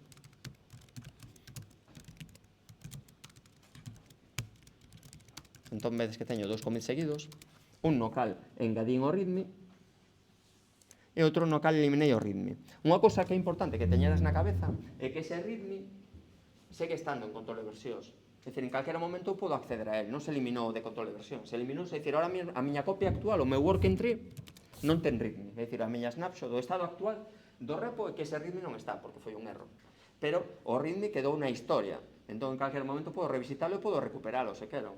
Vale, eso é importante. É dicir, se queremos algo que foi unha cagada, por exemplo, metimos un contrasinal en control de versións, facer un RM ou modificar un arquivo e facer un novo commit non vai reparar o erro. É dicir, o password, o contrasinal vai quedar aí na historia, calquera vai poder ver. Vale? Entón, aí hai que facer outro tipo de cousas, vale? Hai unhas técnicas realmente para modificar a historia, vale? Aí precisaríamos modificar a historia, algo que non vou explicar hoxe, vale? Digamos, hai comandos para modificar a nivel máis básico os metadatos de Git, por si queremos facer algunhas ñapas, como borrar cousas que non terían que estar aí, borrar binarios que están ocupando moito, que fan que o meu repositorio ocupe moito e vaya moi lento, e quero eliminalos, entón hai que refacer a historia. O malo de refacer a historia é que se teño un repositorio remoto asociado, xa non hai forma logo de sincronizar nada, vai haber que sobreescribir o repositorio asociado, se hai xente que o estaba utilizando, pois xa non lle vai funcionar nada, a facer pulls, entón, bueno, en xeral é unha mala idea sobre escribir a historia, sobre todo de cousas que estean públicas e que haxa xente utilizando máis alá de nós, vale? Se somente de nós, pois destruimos o repositorio remoto, creámoslo de novo e xa está, vale? Pero bueno, estas cousas, que se eu borro arquivos, modificos e demais, que saibades que sempre os podo recuperar. En realidad, eses arquivos siguen baixo control de versións, ainda que agora xa non están na versión actual do repo, vale? Entón, clone xa o vimos, rm xa o vimos, mv sería o mesmo. Se quero cambiar o nome a un arquivo, pois fago git mv e así xa queda no index cambiado e logo fago commit e queda cambiado. Vale. Con sistemas de control de versións antigos como Subversion e CVS, os nomes dos arquivos, se os cambiamos, se perdía esa historia, era un pouco Cristo. Vale. Con git queda todo perfectamente enlazado. Vale. Inda que un arquivo cambie de nome, pois podemos ir seguindo o seu rastro para atrás. Vale. Antes non era así. Entón, por iso boa idea utilizar estes comandos así ben utilizados.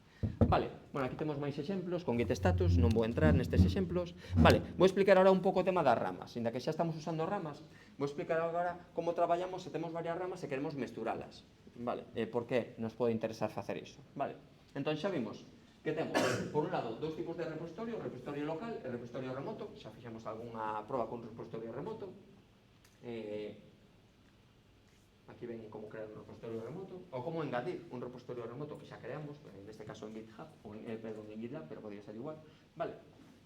Entón, bueno, isto xa está máis ou menos explicado. E aquí eu traballo con ramas. Unha rama, como decía antes, non é máis que unha serie de commits que están enlazados con outro nome. Entón, en lugar de estar usando o nome que veñamos usando, pois eses commits teñen outro nome, outra referencia diferente. Entón, aquí, por exemplo, teño unha rama mail. O meu main, da que aparece aquí, realmente estaría apuntando ao head do main, ao último commit, e aquí o que teño unha rama que diverse, e o seu head sería este. Vale, o head a veces tamén se chama tip, digamos, que é o último commit. Vale. Entón, o traballo con ramas hoxe en día é fundamental para poder combinar varios desenvolvedores traballando no mesmo proxecto, para facer probas rápidas ou manter varias cousas a medias e ainda así ter unha cousa que queda estable, vale? É dicir, tedes que a facervos a utilizar ramas e non as estás usando. O traballo con ramas, hai xente ás veces que lle asusta un pouco porque cando hai conflitos hai que resolvelos cando facemos mesturas. Entón, hai xente aí que cree que está a mellor destrozando algo, que vai de funcionar todo. Unha cousa que hai que ter clara é que os commits que xa están feitos, en principio, se non fago nada raro, nunca se van estropear, vale? Eu nunca os vou editar, podo editalos, hai formas de cambialos, pero se simplemente estou facendo mesturas e novas ramas, os commits previos sempre van estar aí. E se acago facendo a rama, sempre vou poder volver atrás. É dicir, sempre hai formas de reparar todo, porque eses commits quedan aí e non lles pasa nada, vale? Entón, o traballo cando teño varias ramas, moitas veces ten que concluir en que se eu teño unha rama que é a principal e creei unha rama para engadir unha serie de características, pois esas características logo quero que estean na miña rama principal, vale? Entón teño que leválas ali. E aí onde entra o tema de mesturar as dúas ramas, o que é un merge, vale? Noutros sistemas de control de versións, o de facer merge era tamén un inferno, en subversion e máis. Vale, aquí en Git é moi doado, vale? Traballar con ramas e facer mesturas é super fácil. Vale, entón, vou poñer agora algún exemplo con as ramas que teñamos. Aquí tens algúns exemplos de merge, traballando con varias ramas. Vedes que aquí teñamos unha rama main. Nun determinado momento, pois creouse unha rama que está seguindo o seu propio desenvolvemento, con seus commits, probablemente engadindo unha característica. Aquí main actualizouse, ao mellor resolvendo un erro, ou, bueno, de forma normal, pois main actualizouse, aquí hai un equipo de desenvolvemento traballando nesta rama, e ao mellor outro equipo de desenvolvemento, pois neste punto tamén empezou outra featura, outra característica. En un determinado momento, interesanos cando esas características están listas, probadas e demais, metelas no desenvolvemento principal. Entón hai que traelas aquí. O habitual é facelo con merges, con estas operacións de mestura, que agora faremos unha proba con elas. Vale, hai unha alternativa moitas veces que é a que utilizo case sempre que podo, que se chama rebase, vale, que basicamente consiste en evitar estes git de merge. Vedes que unhas peculiaridades destes commits, que resultan de facer unha mestura, e que estes commits pasan a ter dous ancestros. Vedes que este commit, en lugar de ter un único ancestro, ten dous, porque aí conviven dúas ramas, vale, o mesmo aquí. Vale, entón quedan estas formas. Eso, pois, moitas veces é útil, porque nos axuda tamén a ver en que puntos se mesturaron ou se engadiron características novas a partir dunha rama, e vemos que commits eran dunha rama e cales eran os orixinais, pero moitas veces non nos interesa iso. Imaginade que neste punto, antes de que esta rama se mesturara, pois nos interesa que esta rama que engada aquí unha característica, pois que esta rama tal cual apareza en main. Pois eso podese facer cunha alternativa merge que se chama rebase, que o que fai é mover este punto de diverxencia desta rama onde nos interesa a nos. Por exemplo, imaginade que isto ainda non existía e que main estaba aquí, e o que queremos é mover estes tres commits como se se fixeran a partir deste commit. Pois iso é un rebase. Entón, facendo iso, logo, cando fago merge, o que fai é meterme estes commits aquí e evito esta forma, este diamante, vale? Esta forma así como de rombo. Que xa digo que moitas veces non é o ideal, depende. As dúas situacións teñen as súas vantaxes. Vale. Traballo con ramas, o comando principal é branch, que xa veñemos utilizando para ver as ramas, locais ou remotas ou todas, para cambiarlle o nome a unha rama, vale? Para borrar unha rama que xa foi mesturada ou que non nos interesa, vale? Xa digo que eu para crear ramas que sempre fago así, con checkout -b, e logo, pois, para mesturar as ramas temos merge ou rebase, e agora imos ver eses exemplos de merge ou rebase, vale? Volvemos ao exemplo de antes, temos este estado no que nos quedáramos con esta rama principal, esta rama alt que engadía, por exemplo, este hola mundo paralelo, vale? Con 4 fíos no meu caso, e agora imaginar que queremos mesturar iso na rama principal, vale? Aquí vou facer neste exemplo facendo un merge, vale? Facendo un merge, como faría? Pois vedes que aquí estaba na rama alt, xa estou moi contento con esa nova fiatura que acabo de engadir, está moi probada, probámoslo varios desenvolvedores, así que agora vou a meter na miña rama principal. Entón, poñome en main branch, na rama main, pois, por exemplo, con un switch ou con un checkout, e logo fago un merge. Digolle, merge, estando neste commit, e o que vai facer é facer un commit, como comentaba antes, que vai ter dous ancestros, vale? Chámase un three-way merge, porque nestes merges as diferencias calculanse, pois, respecto a estes dous commits, vale? Entón, o resultado vai ser un novo commit, un merge sempre resulta nun novo commit. Este commit, como digo, ten dous ancestros, e este commit, como vedes, como estaba na rama main cando fixen, pois vai estar na rama main. Vedes que alt sigue apuntando a este commit previo. Estes dous commits non se tocaron, vale? Estes dos commits que vedes aquí que estaban na rama alt, siguen estando na rama alt. Se agora fago un checkout a alt, vexo este commit como o commit despregado, o snapshot do meu repositorio, pero se me vou a main, vexo xa a mestura das dúas ramas. En calquera momento podería borrar esta rama, estes commits non se van tocar, o único que borro é esta referencia, esta flechiña deixaría de existir, vale? Pero estes commits van quedar sempre aí na miña historia, vale? Isto é a forma habitual de traballar cando traballamos, por exemplo, contra GitHub ou GitLab, e facendo merges, porque a alternativa que vou mostrar agora, que se chama rebase, somente se pode utilizar en certos casos porque rebase vai sobreescribir, vai mudar a historia. Entón non podemos mudar a historia de cousas que xa estén públicas, idealmente. Vale? Entón, en certos casos somente podemos facer merge. Vale? Pero bueno, isto sería un merge, faise moito, vale? E como digo, pois este commit moitas veces implica que hai que resolver conflitos, porque se nestes commits entre este e estes dous hai cambios que son as mesmas liñas dos arquivos, ou que Git non sabe como resolver esa mestura, pois o que nos vai crear son unha serie de conflitos e nos vai dicir que os temos que resolver. É dicir, a persoa que fai este merge vai tocar resolver os conflitos. É dicir, ás veces hai que falar coas persoas, co equipo que fixo esta rama alt para saber por que se dan eses conflitos. Normalmente non se mestura sen saber que non vai dar conflitos. Previamente ya hai que pedir a este equipo.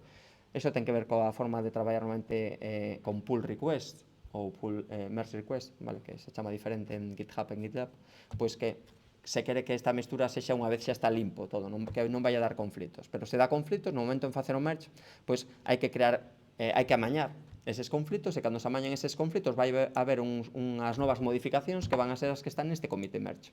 Este commit de merge vai ter modificacións respecto a estes dous, que son a forma de resolver eses conflitos. Vale, ahora facemos un de proba, que probablemente nos dé algún conflito, porque non tiven cuidado, e xa veremos que hai que resolvelos. Vale, a alternativa ao merge sería o rebase. Entón, agora teño a mesma idea, é dicir, parto do mesmo, este era o meu estado anterior, e vou vos mostrar por que é interesante o rebase cando estamos traballando en local. Vale, imaginade que a miña rama main está pública en GitLab ou en GitHub, e que traballo con máis xente. Vale. De feito, mellor hai xente que está aquí facendo commits, vale, todo o tempo. Eu estaba aquí engadindo unha característica ou incluso reparando un bug que leva un pouco de tempo. Estou aí facendo os meus commits na miña rama de desenvolvemento propio. Esta rama, imaginade a que somente está en local, somente teño eu. Entón aquí podo facer o que queira. No momento en que me resulta interesante, ou imaginade, no momento en que bueno, aquí o que fago neste exemplo, creo un novo commit, vale, non o vou facer ahora porque dá un pouco igual, pero bueno, eu aquí estou facendo un meu desenvolvemento nesta rama alt. E imaginade que ahora, por exemplo, bueno, perdón, aquí xa fixen o rebase, perdón, que non me estaba fixando no que pasaba. Vale, aquí xa fago o rebase, entón vou explicar ben. Vale, imaginade que aquí xa quedei satisfeito co que fixen e quero levar isto á rama principal. Unha alternativa é facer merge, como fixemos antes. E iso vai me crear un commit de merge. E logo, pois, con ese commit de merge, fago un push e queda actualizada a rama principal, metendo estes commits meus tal cual os fixen, vale, sen modificar. E queda esa forma que vimos antes. Esta forma, vale, queda esta forma. No repositorio remoto vou ter esta forma, con estes commits. Vai haber estes 5 commits tal cual están aí, máis un sexto commit. Vale, cando fago un rebase, o que quero é mover estes cambios que eu fixen, que estaban a partir deste commit, pois a este punto. Vale, eso que quere dicir un rebase. Vedes que o que fago é desplazalos aquí, para desplazalos, en la que parece unha tontería, o que estou facendo é modificalos.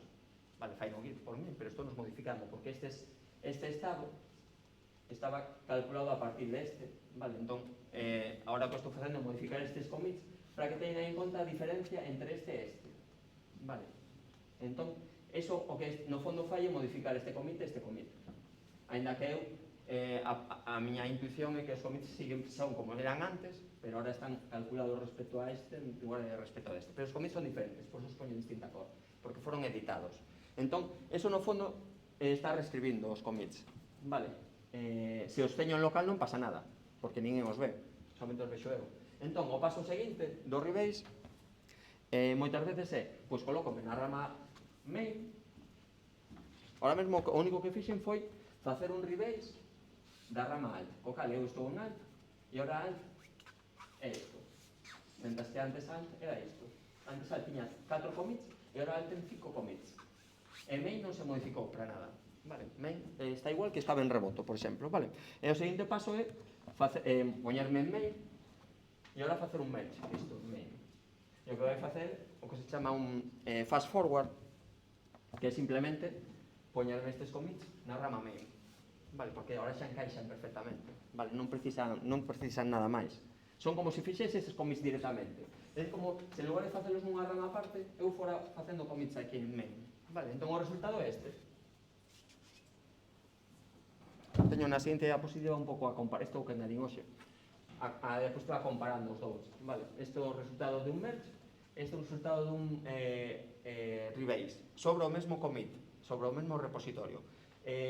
Nos dous casos, teño un commit final, no cal teño o mesmo estado, é dicir, aquí e aquí estou vendo exactamente os mesmos arquivos coas mesmas modificacións. A diferencia está en como queda todo no histórico, vale? No meu log. En gitlog aquí vou ver que houve unha rama alt que deu lugar con esos commits que non se modificaron a este merge xunto ca rama main, mentres que aquí perdo ese rastro non queda. Ahora mesmo sí, porque teño aquí un alt que apunta aquí, que podría borrar. E unha vez borrado, aquí ninguén sabe que houve unha rama que creei temporalmente para facer eses commits e que logo foron de forma limpa, gracias ao rebase, pois introducidos en main. Non sei se se aprecia a diferencia. É o mellor un pouco difícil o do rebase ao principio. Eu fago moito rebase, gustame moito esa ferramenta, pero somente vou a facelas con ramas que teñamos nos en local. Xa digo que modifican os commits. Vale, se estes commits previamente eu movín esta rama a remoto e agora fago un rebase, vale, os meus commits foron modificados, xa non son iguais que os de remoto.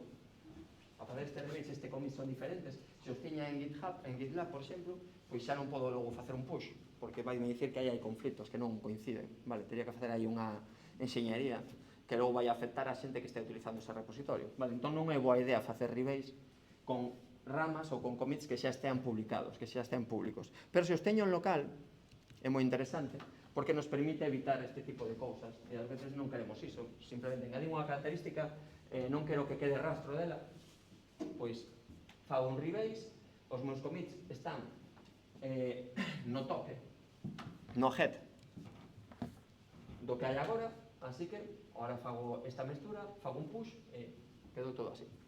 O histórico queda limpo. Vale. Entón, moitas veces interesanos máis unha cousa ou a outra. Otro uso del rebase Dime. es cuando tienes un commit en local, pero había commits en el remoto que no tenías en local antes de hacer el commit. Entonces haces git pull con rebase y te pone el tuyo al final. Claro, sí, é a mesma idea. Sí, o que está comentando Iago é certo. Imaginade, eu estou aquí e agora quero publicar isto. Bueno, en realidad non estaría así. Bueno, imaginade que este é o meu main. Imaginade que o main é así. E en remoto alguén mete un commit máis. O que di Iago. E agora, cando fago o pull, se fago o pull e non lle digo nada, normalmente vai facer un merge. Ao final, tanto merge como rebase son dúas formas de mesturar. Nos dous casos estou mesturando. Entón, Git de forma predeterminada pode mesturar con merge ou con rebase. Normalmente, de forma predeterminada, mestura con merge. Entón, o que di Iago sustancias en isto. Eu estaba facendo, imaginade que eu somente teño o main, e que o main é isto. Estou facendo os meus commits. Quero facer un push a remoto, e resulta que alguén fixo máis commits, entón non podo facer un push. Teño que facer primeiro un pull para terme eses commits novos, e logo sincronizalos co meu, ver que non hai conflitos, e logo sí que podo facer un push. Vale, hai varias persoas traballando no mesmo repositorio. Entón, como fago? Pois cando fago git pull, cando me traio eses cambios de remoto, digo ya a Git que en lugar de usar un merge, que é o que vai facer de forma predeterminada, co cal me crearía algo así, en local vai me crear algo así, cos cambios de remoto. Se non quero iso, e prefiro manter unha forma así máis limpa, o que lle digo é que me traia as cousas de remoto con pull, pero que as traia facendo un rebase. Entón vai me traer eses commits de remoto e vai me poñer os meus rebaseados respecto diso. Vale, co cal me quedo con este aspecto. E se logo, pois, con este aspecto, imagina que estes eran os meus commits novos, este commit estaba en remoto, pero non o tiña, pois, despois de facer un git pull con menos rebase, quedo así. Vale, entón evito esas formas que, bueno, para certas cousas pois non, nese caso concreto que comenta Iago, non ten moito sentido ter este commit de merge aí, é mellor editalo. Hai outra forma que tipo tener que o squash que te colle todos os commits da rama e os mete nun solo commit que pode chamar pois implementar feature tal. Sí. Queda máis. Claro, o que comenta Samuel, en Git co rebase tamén podemos facer unha cosa que se chama squash, que basicamente é xuntar commits. En realidad podemos facer moitas cousas cos commits anteriores, podemos xuntar moitos nun, vale, entón, o que di Samuel é, o mellor temos varios commits de cousas moi pequenas e logo para publicalos non queremos que queden así, senón que xuntalos nun único commit. Entón, iso o que di el de facer un squash. Como decías, máis despois, como farías? Git merge, guión squash. Sí, normalmente o squash fago con rebase, non con merge, pero bueno, sí. Podes facer curso. Sí, cos dous, sí. Pero vale, basicamente é xuntar commits nun commit, vale. Sería moita maldade coller unha commit de outra rama cun cherry pick ou... Non, eso tamén o podo explicar agora. O que comenta Daniel... Claro, sí, o sea, sí, eu fago cherry picks ás veces. Intento evitalo no posible. Hai un comando que se chama cherry pick.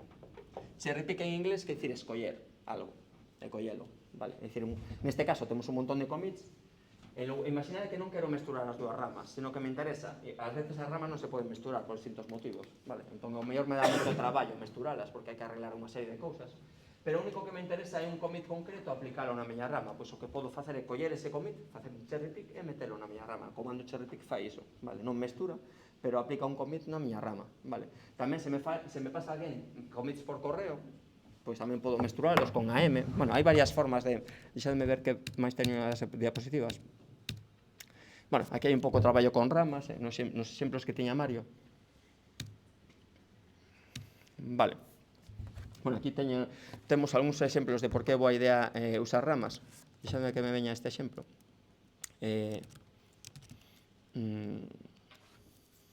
Podo facer un exemplo de cherry pick, por exemplo, aquí. Vale. De feito, aquí non cheguei a facer ninguna mestura. Vale, vou facer algunha mestura. Como estaba isto hoxe? Vale, aquí estou, se non me equivoco, vou facer o exemplo do rebase, por exemplo. Vale. Estaba nesta situación. Vale, se lembrades, o meu repositorio está así. Entón vou facer un rebase. Temos unha rama alt que ten 4 commits e unha rama main que ten 3 commits, pero este commit pois, non está en alt, estes dous non están en main. Vale. Entón, aquí vemos main que ten eses 3 commits e alt pois ten un par de commits máis, pero non están, hai un commits que non están en común. Entón, imaginade que me vou a alt que ahora mesmo parte de main deste commit. Fixadevos, eu fago un git load de main. Bueno, vamos probar ahora de tick ou mellor o graph. Vale, ves un pouco a idea.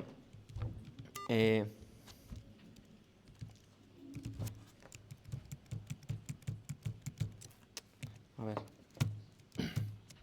Perdón. Vale, vedes un pouco a idea. Bueno, isto ten scroll, hai máis commits abaixo, hai un par de commits comuns, e logo a partir de aí temos un terceiro commit que solamente está en main, ves tamén que está en remoto, e un par de commits que solamente están en alt. Vale, vedes. Entón, imaginade que quero que estes commits de alt, en lugar de sair de aquí, que saigan de aquí. Vale, que é exactamente o que estou propoñendo aquí. Vale, entón fago un rebase. Como estou en alt, se fago un rebase, digolle que quero facer un rebase contra main, e xa está. Se ahora vemos a diferencia, vemos que os meus commits de alt parten directamente de main. Vedes que ahora é todo seguido. Vale. De feito, alt ahora non me vale para nada, en realidade. E ahora mesmo estou nesta situación. É dicir, main está aquí. Bueno, non estou nesta situación aínda, porque teño que facer... É dicir, ahora mesmo estou nesta situación, perdón. Sendo estrito, estou aquí. Vale. É dicir, main sigue apuntando aquí, e alt apunta aquí, pero estes dous commits foron modificados. E agora o seu ancestro é este, xa non é o que era antes. Así que agora podo volverme, isto hai formas de facelo máis rápido, vale, pero bueno, para entendelo ben é mellor así. Agora volvome a main. Main siguen sendo, como digo, estes 3 commits, vale, main sigue sendo isto. E agora o que vou facer é traerme isto a main, vale. Podo facelo con merge ou con rebase, da igual, porque o resultado vai ser isto que se chama fast forward, que simplemente é copiar, o sea, mover os commits aí, vale. Vedes que me di aquí fast forward, git, porque como os commits están perfectamente ensamblados, non hai que facer ningún tipo de mestura ni nada, pois encaixan perfectamente aquí, así que ahora tanto main como branch están así, vale, isto é o resultado actual. Vedes que ahora temos main e alt no mesmo commit. Esta forma, como digo, de traballar normalmente, pois eu en local sobre ramas remotas, vale, pero bueno, hai varias formas de facelo, vale. Vale, aquí temos formas de movernos dunha rama a outra, de borrar ramas, de cambiarlle o nome, etc. Vale. Isto xa o explicamos, como actualizar ahora ramas locais ou remotas. Xa digo que ahora poderíamos en calquera momento facer un push ou un pull. Aquí, como ahora sobreescribín a historia, a rama alt xa non podo facerlle push a GitHub, porque se vai queixar. Vale, a rama main sí, eu podería ahora actualizar main en remoto, vou non facer, vale. Se vos fixades, a rama main en remoto quedou aquí, pero main en local fixen este merge con alt, entón metín eses commits de alt, agora están en main en local, pero non están en remoto. Podo facer un push, e levo meus commits novos a remoto, así que se volvo a facer un git log, vedes que a rama remota main tamén está actualizada, vale, entón agora seguimos aquí, temos os nosos commits,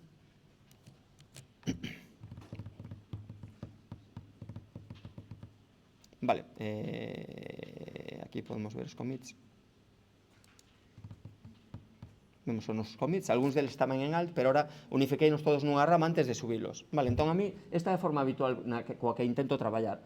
Para certas cousas prefiro que non me queden esas formas de diverxencias dos merge, entón eu en xeral en local adoito traballar con rebase, casi sempre fago un rebase se eu estou traballando nunha rama propia en local, que normalmente chamo local, vale, imaginade, eu normalmente teño unha rama master, ou unha main neste caso, é unha rama local en la que estou facendo os meus cambios, que non van ser moitos, entón estou mellor uns días facendo eses commits, e logo se alguén actualizou main, o que fago antes de facer o merge é facer un rebase desa rama local, co cal me poño no último commit de main.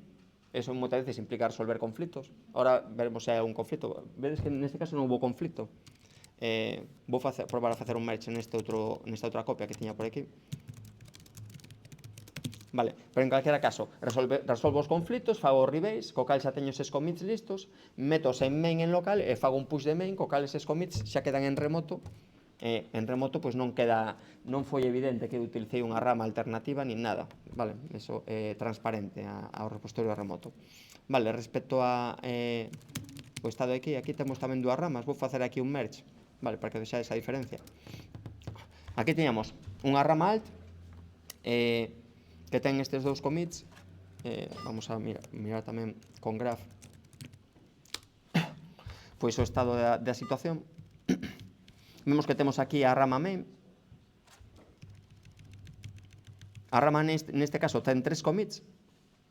E no segundo commit da rama main, pois aparece alt, e alt ten 3 commits, 4 incluso, porque engadín un readme e logo quitei, non? Vale, entón imaginade agora que quero facer que quero mesturar todo.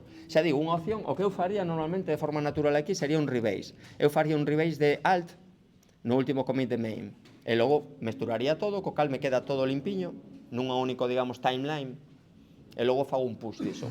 Pero se realmente me interesa conservar a idea de que teña dúas ramas e facer unha mestura, e xa digo que moitas veces non se pode evitar, porque se tanto main como alt son ramas que teñen a súa copia remota, como é o caso, vale?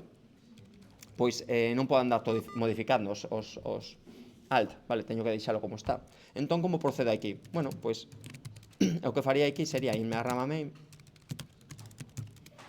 e facer un merge con alt, vale. Este é o commit de merge, este commit que sempre creamos extra.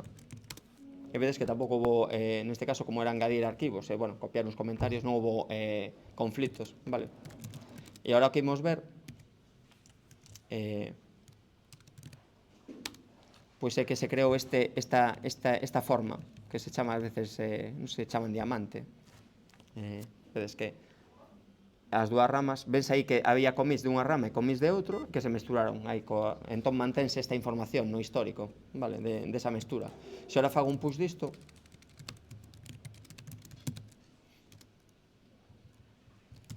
de forma predeterminada, dependendo como aquí fixo un clone, xa sabe que ramas remotas están seguindo as miñas ramas locais, e non teria que indicar cal é a rama remota coa que quero traballar. Bueno, hai forma de configurar isto con -u.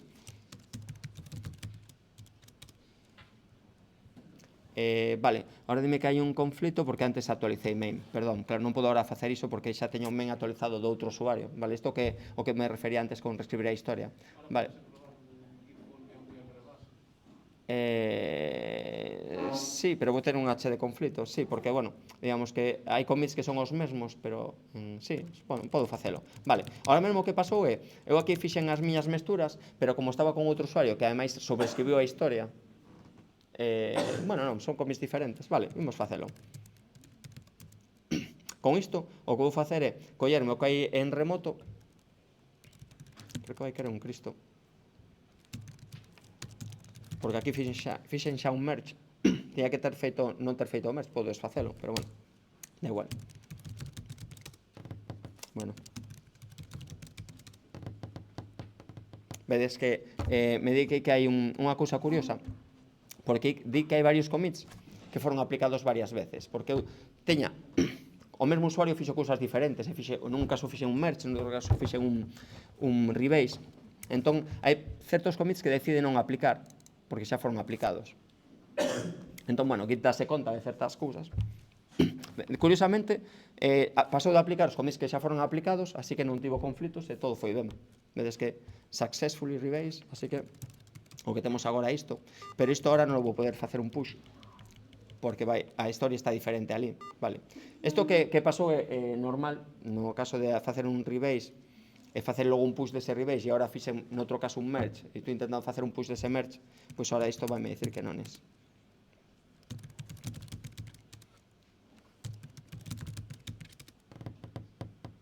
Non, pois foi ben. Vale, a ver que hai aquí. Vale, non, todo perfecto, claro. Sí, o que pasa é que non teño o merge, realmente non se fixo. É como se tivese cancelado ese merge que fixen aquí, vale. Bueno, o principal de Git creo que xa está máis ou menos contado. Alguén me suxería por aí, antes da charla, pois cousas que se podían contar. Aquí explico nas diapositivas un pouco o que fai un rebase respecto ao que fai un merge, vale.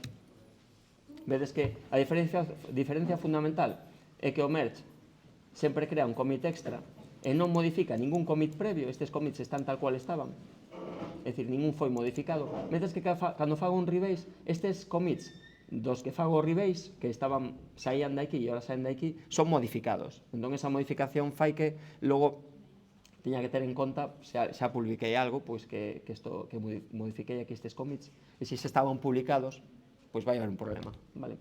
Entón, eu adoito facer rebase con ramas que somente teño en local, que sempre fago rebase, pero con cosas que están traballándose en local e en remoto, pois non se pode facer un rebase, vale? Entón, isto ve un pouco a colación de que hai varios fluxos de traballo cos que se pode traballar, vale? Logo menciono un pouco das etiquetas. Entón, antes de vir, busquei un par de recursos, porque non teño diapositivas feitas sobre isto, vale? Entón, bien, estás, por exemplo, a Atlassian, que, bueno, mantén un servizo de Git, e que explica un pouco distintos fluxos de traballo con Git. Distintas organizacións, pois, utilizan fluxos diferentes. Entón, hai como varios, non estándares, pero, bueno, varias formas habituais de traballar. Entón, aquí explico unhas cantas delas, vale? O que chaman Git Workflows. Entón, bueno, por exemplo, o que estou facendo é un pouco esta idea. Temos un repositorio centralizado, e hai unha única rama, main, entón, bueno, varios usuarios van modificando esa rama. Vale, non sempre a máis axeitada, pero, por exemplo, para vos, estudiantes de prácticas, pode ser unha boa forma de traballar. Se estáis varios alumnos nun grupo, 3, 4, 2, creades un repositorio centralizado, tedes unha rama main, e cada un en local pois crea a súa rama na que vai traballando fora de main, por exemplo, chamalle local, aí desfacendo cousas, cando algo vos parece que xa funciona, podes facer un push, ou pasadelo primeiro a main en local e logo facedes un push a remoto. Se algún dos vosos compañeros se adiantou, é posible que os vosos cambios resulten en un conflito, entón non se van subir. O push, se dá conflitos, nunca se completa, e a persoa que quere facer o push é a que vai ter a que lle toca resolver os conflitos. Entón, ides ter que facer un pull con eses cambios que fixo algún dos vosos compañeiros. Se o facedes como di Samuel, con Rebase, os vosos cambios van a aparecer en riba deses. Se non hai conflitos, perfecto, xa facedes push e xa se suben. Se hai conflitos, pois ides ter que resolvelos, vale? Tanto se facedes un Rebase como se facedes un merge. Entón, isto traballando cun único repositorio, vale? Xa digo que é perfectamente factible. E cada un en local ten o seu... Eu sí que traballaría en local cunha rama diferente, que normalmente chamo local, ou dev, vale? En local, aínda que en remoto solamente xa unha rama. Outra opción é traballar en... É bastante frecuente tamén, traballar en remoto con dúas ramas permanentes. Unha que se chama main, que nesta figura sería esta de arriba, e outra que se chama dev, ou de desenvolvemento, bueno, pode ter calquera nome, develop, vale? En esa é onde realmente se traballa. E a rama main somente vai ter as releases, vale? As releases son, digamos, como snapshots, estados do proxecto que consideramos estables, vale? Entre eses estados, en main non habería nada, e todo o desenvolvemento, digamos, do día a día iría na rama principal, na rama de desenvolvemento, vale? E as dúas son públicas, normalmente, vale? Estarían as dúas no repositorio remoto, e o que facemos é que todos os desenvolvedores ou os compañeros de prácticas traballaríamos coa rama develop, e aí iríamos facendo commits. O mellor en local, cada un de nós, como vos digo, pois a súa vez terá a súa rama en local, e iría aí facendo cambios. Cando está contento con eses cambios, fai unha mestura local con develop, idealmente no meu caso un rebase para poñer os meus cambios en develop, pero na parte alta, e logo fago un push de develop coa cal imos actualizando develop entre todos. No momento en que en develop consideramos que hai unha serie de funcionalidades que están guais e queremos facer unha release, ou se nos acaba o tempo de enviar a práctica, temos que facer a nosa release da práctica, pois o que facemos é levar develop a main, facendo un merge. Entón creamos un commit de merge en develop, en main, que vai ter todo o desenvolvemento dese punto que houve dende o punto anterior de release. Entón vais a facer un merge, se lle pon normalmente un nome, e aí entro, pois mira, podo entroncar aquí con estas etiquetas, vale, as etiquetas tag é unha forma de poñerlle un nome a un commit, un nome que non sexa un hash, vale? Entón, versión 5, versión 6, versión 7, por exemplo, os números de versión é moi habitual poñelos como tags, vale? Entón, podemos poñer tags e logo subir tamén eses tags ao repo remoto, vale? Entón, utilizando este tipo de fluxo, pois, que é bastante habitual, pois temos sempre dúas ramas permanentes, a de main e a de dev, vale? E aquí temos ramas que ás veces tamén se suben ao repositorio, que son ramas temporais de creación de características, de features, nas que poden traballar os varios desenvolvedores moitas veces para facer esta mestura destas ramas temporais na rama dev, que no fondo é unha rama permanente. O que se fai son pull request.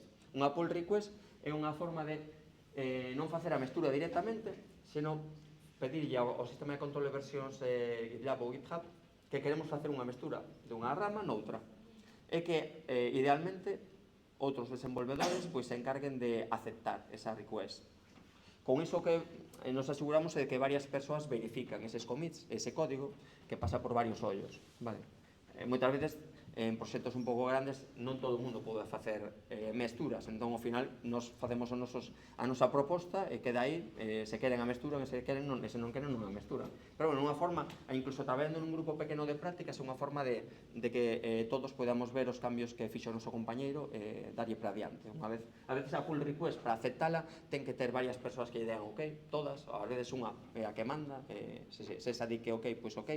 Entón, no momento que se fai a pull request, actualizaríase esa rama cun novo commit, vale? E logo esta rama podemos eliminala ou non, depende, xa hai a criterio persoal. Normalmente este tipo de ramas o normal sería eliminalas, vale? Pero bueno, hai proxectos que acumulan un montón de ramas aí, bellas. A mí non me gusta moito deixar ramas bellas que non aportan moito, porque logo, pasado o tempo, mellor non lembras de que eran esas ramas, e non me parece que aporten moito valor, vale?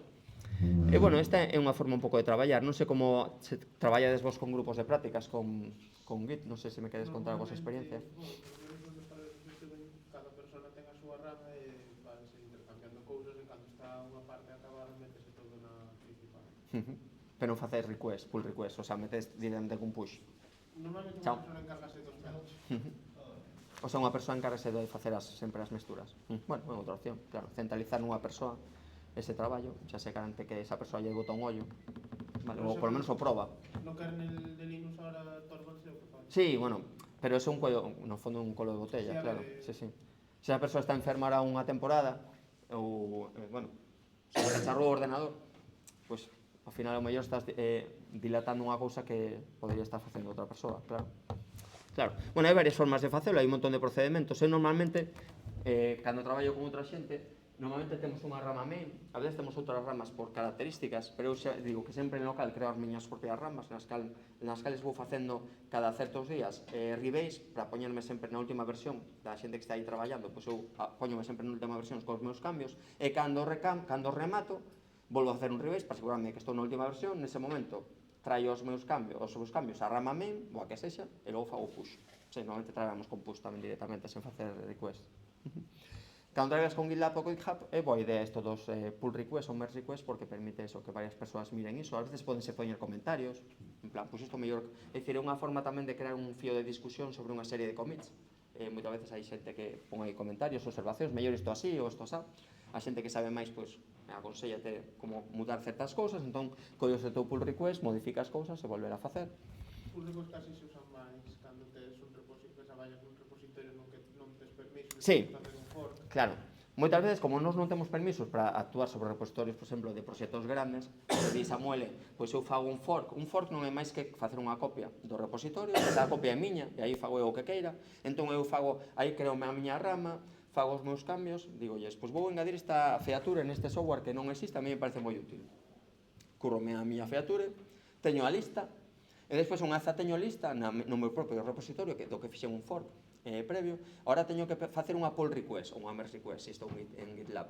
O tema é que normalmente hai que sempre facer un rebase de todo, porque normalmente queren cambios limpos, entón é habitual que teñas, se o queres facer normalmente nunha rama dev, pois faz un rebase de todos os teus cambios sobre o estado actual da rama en concreto, no que é un momento diverxeches, porque ao mellor pasou un mes entre que traballaches nos teus cambios, e agora hai que facer un montón de actualizacións, porque hai que, ao facer ese rebase, igual hai bastantes conflitos, resolvo todo, unha vez está todo ben resuelto, fago o request, entón alguén o mira, idealmente en pouco tempo, lle dá para adiante.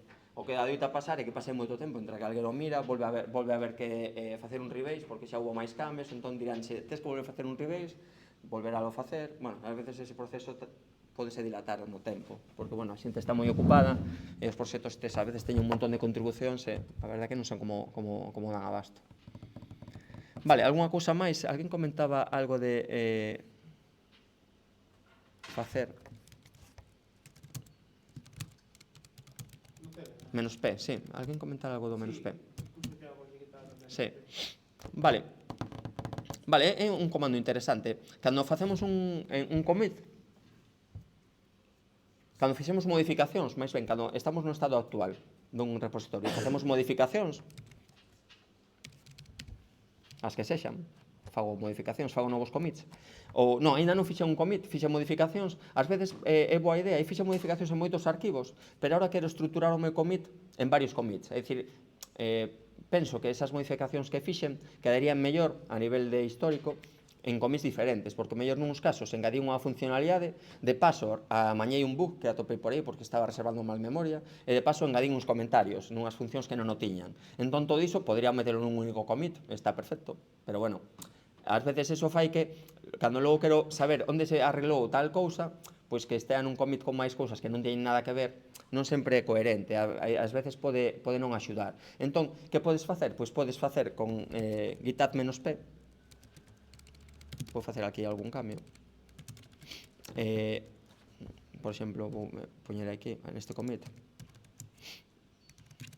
vale, vou facer unha cousa que non é recomendable neste contexto, bueno, podría facer, vale, non facer así, poñome nese commit,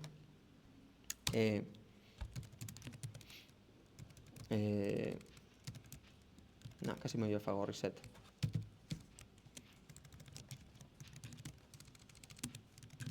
Vale, pero sen hard, vale. Non é exactamente o que quería. Bueno.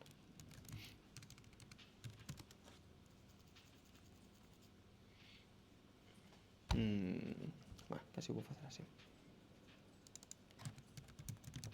Verdade que estou aquí mostrando comandos que non me moi a conto.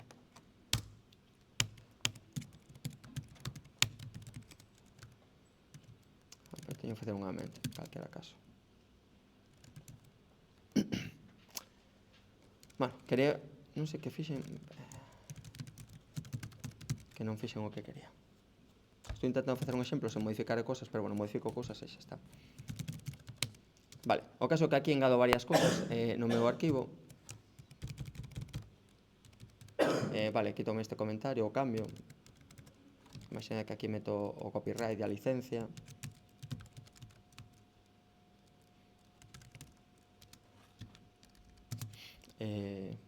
Pois unha GPL3. E logo tería un arquivo de licencia por aí. E aproveito este commit pois para facer algunha cousa máis que non está nada relacionada, pois cárgome aquí este imaginade pois que non quero que se devolva, non ten moito sentido, pero bueno, quito isto, bueno, fago varias cousas que non teñen ninguna relación unha con outra.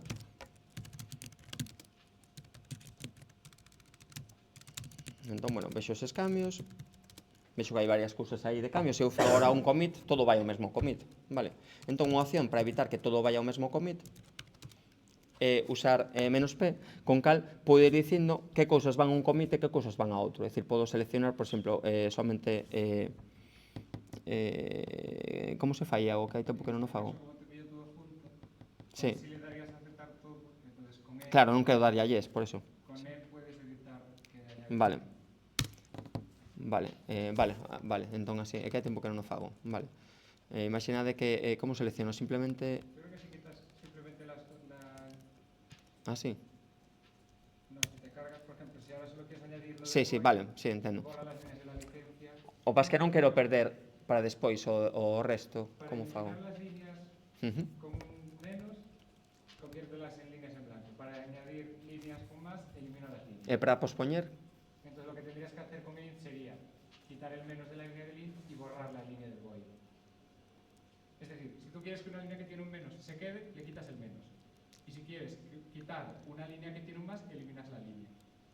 Sí, pero, por exemplo, se quito aquí o menos... Y borras esa línea, creo. Claro. No, pero es que perdo o cambio para despois. No, porque eso solo es... Ah, vale, perfecto, vale, solamente está... Vale. É que hai tempo que non uso. Vale, perfecto, entendo. Vale, pois sí, exactamente o que quería. Vale, por un lado, quero poñer a licencia. Sí, es un pouco raro. Vale, non, está ben. Vale, entón sí, ahora quedei satisfeito. Bueno. Pues te dice mal. Corrupt patch at line 13. Non sei que fixen na liña 13. Ponía que en la línea 13 tuviste un fallo. Sí, a liña 13... bueno, a liña 13 despois. A ver, aquí te están indicando como facer, vale.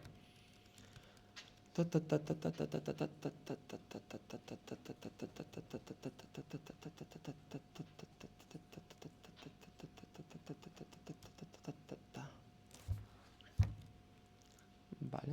Bueno, sí que como dixeches. Sí, non sei exactamente que fixen. É dicir, eu aquí quero deixar iso. Vou borrar primero lo de la licencia, que es más fácil. Sí, bueno, pero bueno. Vale, o sea, imagina que quero que se aplique isto. Vale. Vale, sí, funcionou. Vale, entón, teño un novo... Ahora está no meu index, no meu stage, ese cambio que acabamos de facer, pero o resto dos cambios non. Están solamente modificados os arquivos, pero non están no index para meter no commit. Vémola aquí. Ahora teño esta situación. Vedes que me aparece modified nos dous sitios. Modified no sentido que isto xa está no index, en verde, e isto é modified que non está no index.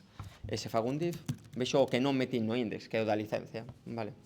Deixei da licencia fora deste commit, E se quero ver o que realmente estou metendo no commit, vexo así, vale, no commit, deixei para este commit isto de quitar o deixar void, vale, entón fago agora o commit.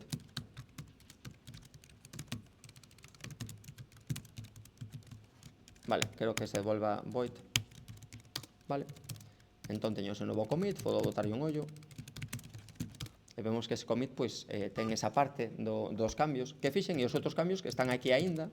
Ahora podería facer un git commit e xa eses cambios son os que van. Vaya, enténdese, non a idea. O que fixen foi, teña unha serie de cambios que poderían ser en múltiples arquivos, pero en vez de facer un único commit, pois fago varios para estructuralos mellor e que me queden de forma máis coherente, vale, na historia. Vale, non sei por que antes quedou mal, non sei cal puido ser o problema. Yo creo que es porque están muy cerca, pero normalmente cuando son... Sí, moitas veces xa el nos... Sí. Cuando ya son bloques de código más grandes, más fácil. Vale, pero bueno, sí é moi útil. O sea, non o fago moi a miúdo, entón non sei facelo de forma predeterminada sin ter que miralo. Sempre que teño que facer algo así, teño que mirar como se fai, porque non o lembro. As cousas que non fago no día a día non teño xa caché para telas. Vale, entón, bueno, ahora fago este segundo commit, add license. Entón, ahora, pois, o que inicialmente fixen con cambios en varios sitios, pois ahora estruturos en varios commits. Entón, é unha cousa que a mí me parece moi práctica.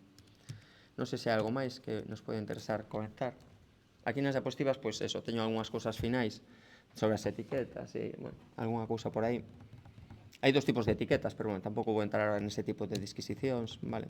Aquí exemplo de uso de etiquetas, vale? As etiquetas podense engadir, podense borrar, vale? Aquí o de facer referencias a commits concretos, pois, o co seu nome, ou co head, vale? Ou co nome da rama, ou co nome dunha etiqueta. Todo iso, ao final, fai referencia a un commit. Dígame.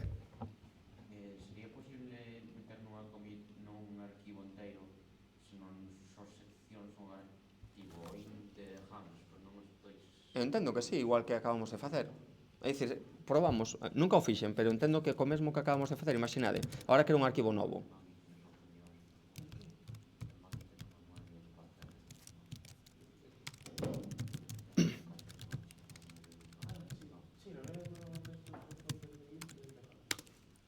Vale. Imos probar.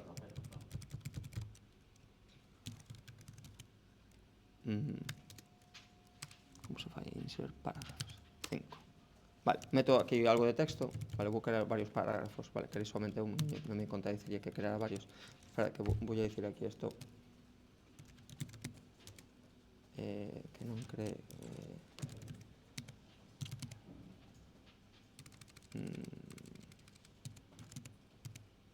Vale, para que non me faga resaltado. Vale, vou crear algún parágrafo máis.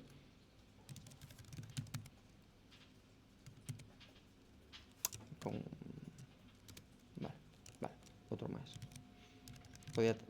Hai un comando para facelo mellor, pero bueno. Vale, o caso que cree aquí 3 parágrafos nun arquivo. Imos probar o que di Daniel, vale. Se non, en principio non teño nada, pero aí teño varios parágrafos, entendo que eu podría facer menos P e seleccionar non, claro claro, porque non está ainda en control de versión. É unha boa pregunta, non sei se pode facer, ti sabes, Iago? Se pode facer o mesmo que fixemos antes de, claro, antes como era unha modificación sobre un arquivo que xa estaba en control de versións. Puedes hacer lo mismo, claro, puedes hacer lo mismo, lo que pasa es que eso no va a tener sentido. Non, imagínate que ahora quero meter en control de versións parte deste arquivo e logo máis tarde outra parte, claro. Como lo haréis de nuevo, claro, porque te dice no changes. Claro, porque non está aínda, claro. Supondría que en ese caso te pondría todo como nuevo y podrías editarlo. Si no, a lo mejor lo que puedes hacer es un state. Non sei se podría metelo e logo incluso hacer un rebase menos i, pero... Sí, pero, o sea, sobre el... Vamos a probar a hacer iso. La verdad es que si es nuevo y quiero separarlo, hago algo un poco más cutre, que es ir copiando y pegando un archivo en blanco. Sí, Es bueno. más fácil porque... Sí. O sea, el problema con los cambios es que te lías con qué cambiaste y qué no. Sí, pero en este caso moi claro, porque son varios parágrafos, imagínate. Sí, quero meter solamente anacos. Supoño que ao usar Emacs tes o Magis ou Ford. Sí, sí, teño, sí. Lin o manual vin eso, non sei se se pode facer en Git a perro, non? Vale, probablemente sí, pero xa digo, hai cosas que non fago e non sei facelas. Vou probar... Según esta Overflow, el primer resultado que sale, tienes que hacer... add -n, que creo que se le dice que quieres traquear el archivo. Ajá. N menos P. A ver. Aquí lo que hacen es quitar -n el archivo y luego quitar con patch.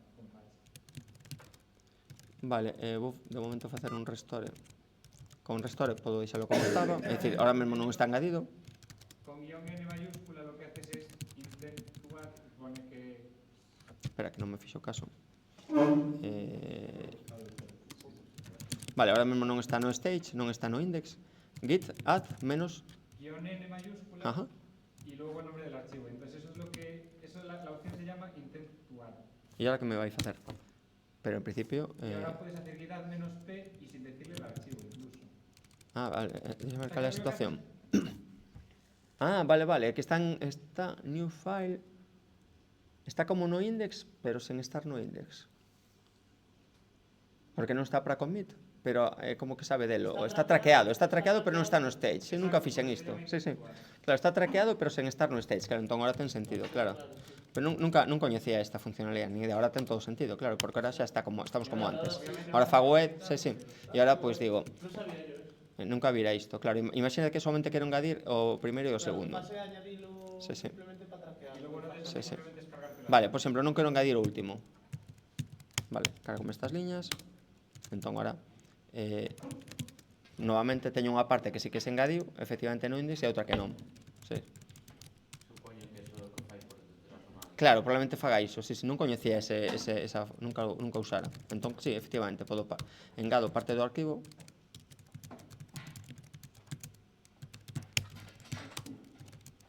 E agora podo engadir a outra, se quero. Que me quedo aquí. Sí, bueno, está ben. Non sei en que situación pode ser interesante, pero bueno, está ben. Sí, bueno, se tes un arquivo que queres... se escribiches moito o código de golpe nun arquivo novo, e agora queres... Sí, efectivamente, teño unhas funcións e outras que non teñen moito que ver e quero estruturar en varios commits, podría ser útil. E así non teño que andar apartando, facendo unha copia somente dunha parte, sí. Vale, está ben. Teño funcionalidades que só certa parte vai. Sí, está ben.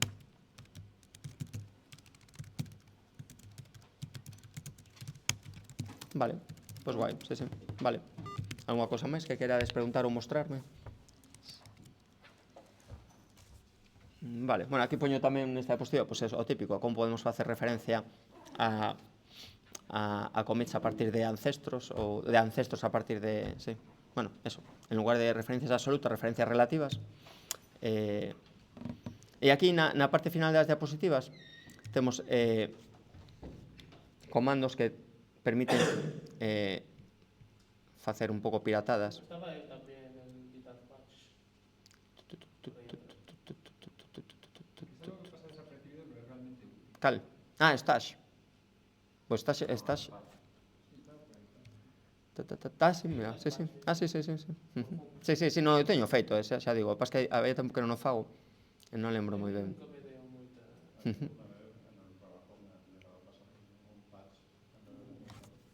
Compartes. Sí. He hecho estos cambios el otro día bebiendo más agua. Vamos, aplícalo. Xa. Sí. Unha cousa que é moi interesante, que me olvidei comentar cando había máis xente, é o stash, que é unha cousa moi práctica. Supoño que coñecedes. Todo o mundo usa moito, supoño. O stash é como unha área de Git no que podes apartar as cousas. Entón, ti estás facendo cambios dos que non tes commits aínda, ni siquiera queres o mellor facer commit nese momento. En realidad, se estás traballando ti só, podes facer un commit e xa está. Pero imagínate que non queres pensar aínda nin como va a estruturar ese commit, nin se todo te interesa commit, e de súpeto dixeronche a cargar algún bug e que entón que ti queres aplicalo. Entón o que faz é meter todos os teus cambios que están sen comitear ni nada no stash, faz git stash. Bueno, vou aproveitar para moverme aquí. Ahora teño aquí unha cousa rara porque antes fixe un Sí, entón, bueno, vou facer aquí un commit. Bueno, non, xa está todo con commit. Entón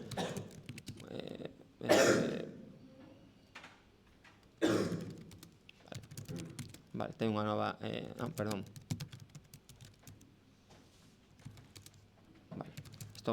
Esta rama que tiña aí fora de ramas, pois puxen un nome, TMP. Cargome esta que está baleira. Vou a main, por exemplo.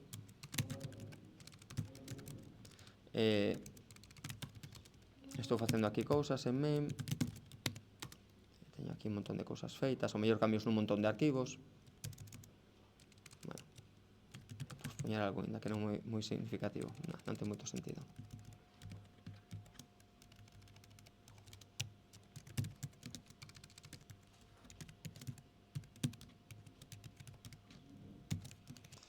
Vale, vale, bueno. O caso que teño aquí as cousas sen facer commit, pero alguén me... Bueno, non, perdón. Teño as cousas sen facer commit. De súpeto quero aplicar uns commits que fixeron en remoto e quero aplicalos en local, quero facer un git pull, pero non quero, teño aquí un montón de arquivos modificados, entón, ou quero mirar cousas no meu histórico, teño aquí un montón de arquivos modificados, entón que fago? Metelos no stash. Entón, eses cambios automáticamente darse a esa... É unha pila, funciona como unha pila, un formato LIFO, é dicir, o last in, first out. Entón, podería apilar varias cousas sobre outras. Se eu fago máis modificacións, logo podo volverlas meter nos stashes, aplicarse sobre as anteriores. E logo podo ir sacando cousas da pila con pop. É dicir, ahora mesmo non hai cambios no meu repositorio, está tal cual. Eses cambios quedaron nese stash, podo botarlle un vistazo ao stash. Con list, non me equivoco sempre. Vale, entón aí vedes que se tivese varios, pois se vería aí a pila de cousas que están no stash. Se en calquera momento quero coller o último que está na pila con git pop, sabes que... Tamén podes transferir cambios e medio facer de ramas. Creo que teña que ser git stash pop, ¿no? Ah, sí, perdón, claro, por suposto, teño que poñer stash pop, sí, sí. A que te referes, Daniel?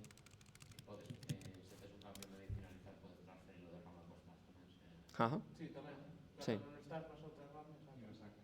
ajá, sí, O sí. único problema que vexo a veces, que hai a veces co stash é rollo que normalmente é mellor facer git stash push -m, porque senón colleche o mensaje do último commit. Entón, se faz moitos stashes, Ah, xa. Non sabes que cada cousa, claro, sí, non, efectivamente, non os podes identificar. A mí tamén me pasado. O problema do stash tamén é se deixas as cousas moito tempo, que logo pasa tempo e non tens nin idea desas cousas que están no stash que son e tens que andalas mirando. O drop podelo sacar. Sí. Se faz git stash drop, tíralo á basura. Claro, pero bueno, normalmente non queres tirar nada a basura sen saber o que era, pois era relevante. Claro, entón, ao final tens que andar mirando. Bueno, dos nomes é que así non tens que estar facendo git show. Claro, por si non tens que estar mirando. Aí que estaba facendo? Tens que andar mirando os cambios e un pouco Cristo. Pero bueno, o stash é moi práctico, sí, eu uso moito. Eu creo que co pull creo que podías facer configuración de git para que te fixera un auto-stash. Pero se tiñas cambios e facías un pull... Ah, está ben, que che poña... Creo que se facía Sí. automáticamente un stash e despois cando... Sí. Mas os automatismos a veces son un pouco perigosos, porque igual non lembras despois moi ben o que estabas pensando ese día. Bueno, non sei. Está ben, pero bueno. Bueno, o que comentaba antes de git blame, que che permite saber quen fixo, en que commit se fixeron os últimos cambios en cada liña. Por exemplo, se facemos aquí un git blame, Xa o blame son unha... sí, moitas veces, sí, sí. Sí, sí. En repositorios con máis persoas, non porque queras culpar a ninguén. É dicir, a palabra blame é máis unha broma. Pero se non, queres saber en que commit se fixo ese cambio, e gustache saber que persoa o fixo para preguntarlle, mira, isto que está aquí que non ten ningún sentido. Queres echar la culpa a alguien de que Digo non ten nada. un Sí, script que hai no o GitHub Green que Blame existe que te deixa cambiar o nome dun... Básicamente o que do fai creador dun commit. fai un rebase cambiando os commits ao autor. Ajá. Por iso é importante firmar os commits. Fai un rebase, pero se está xa todo publicado non pode facer logo un... Fai un rebase enteiro, cambia o hash dos commits, obviamente, pero fai un rebase enteiro, e se os commits non están verificados, pode cambiar o email e o usuario asociado por outro. E o resto, pero cando fai o push non se vai queixar. Push force. Bueno, joder, pero eso vai cantar, que cando eu fago un pull vai me dicir que aí pasou algo raro, non é transparente. É dicir, eu sou un outro usuario, ou sou un teu compañero de prácticas, e fago un pull e me di, non, entón, aínda que vexa, é dicir, vale, fixeches o force, pero canta, A veces pode claro. pasar desapercibido, pero se faz un git pull a veces simplemente che pongo un mensajito de force de update, pero non che bloquea os cambios. Depende un pouco da situación. Sí, a ver, entendo, sí, pero bueno. A ver, entre compañeros de prácticas digo que non fará falta firmar os commits.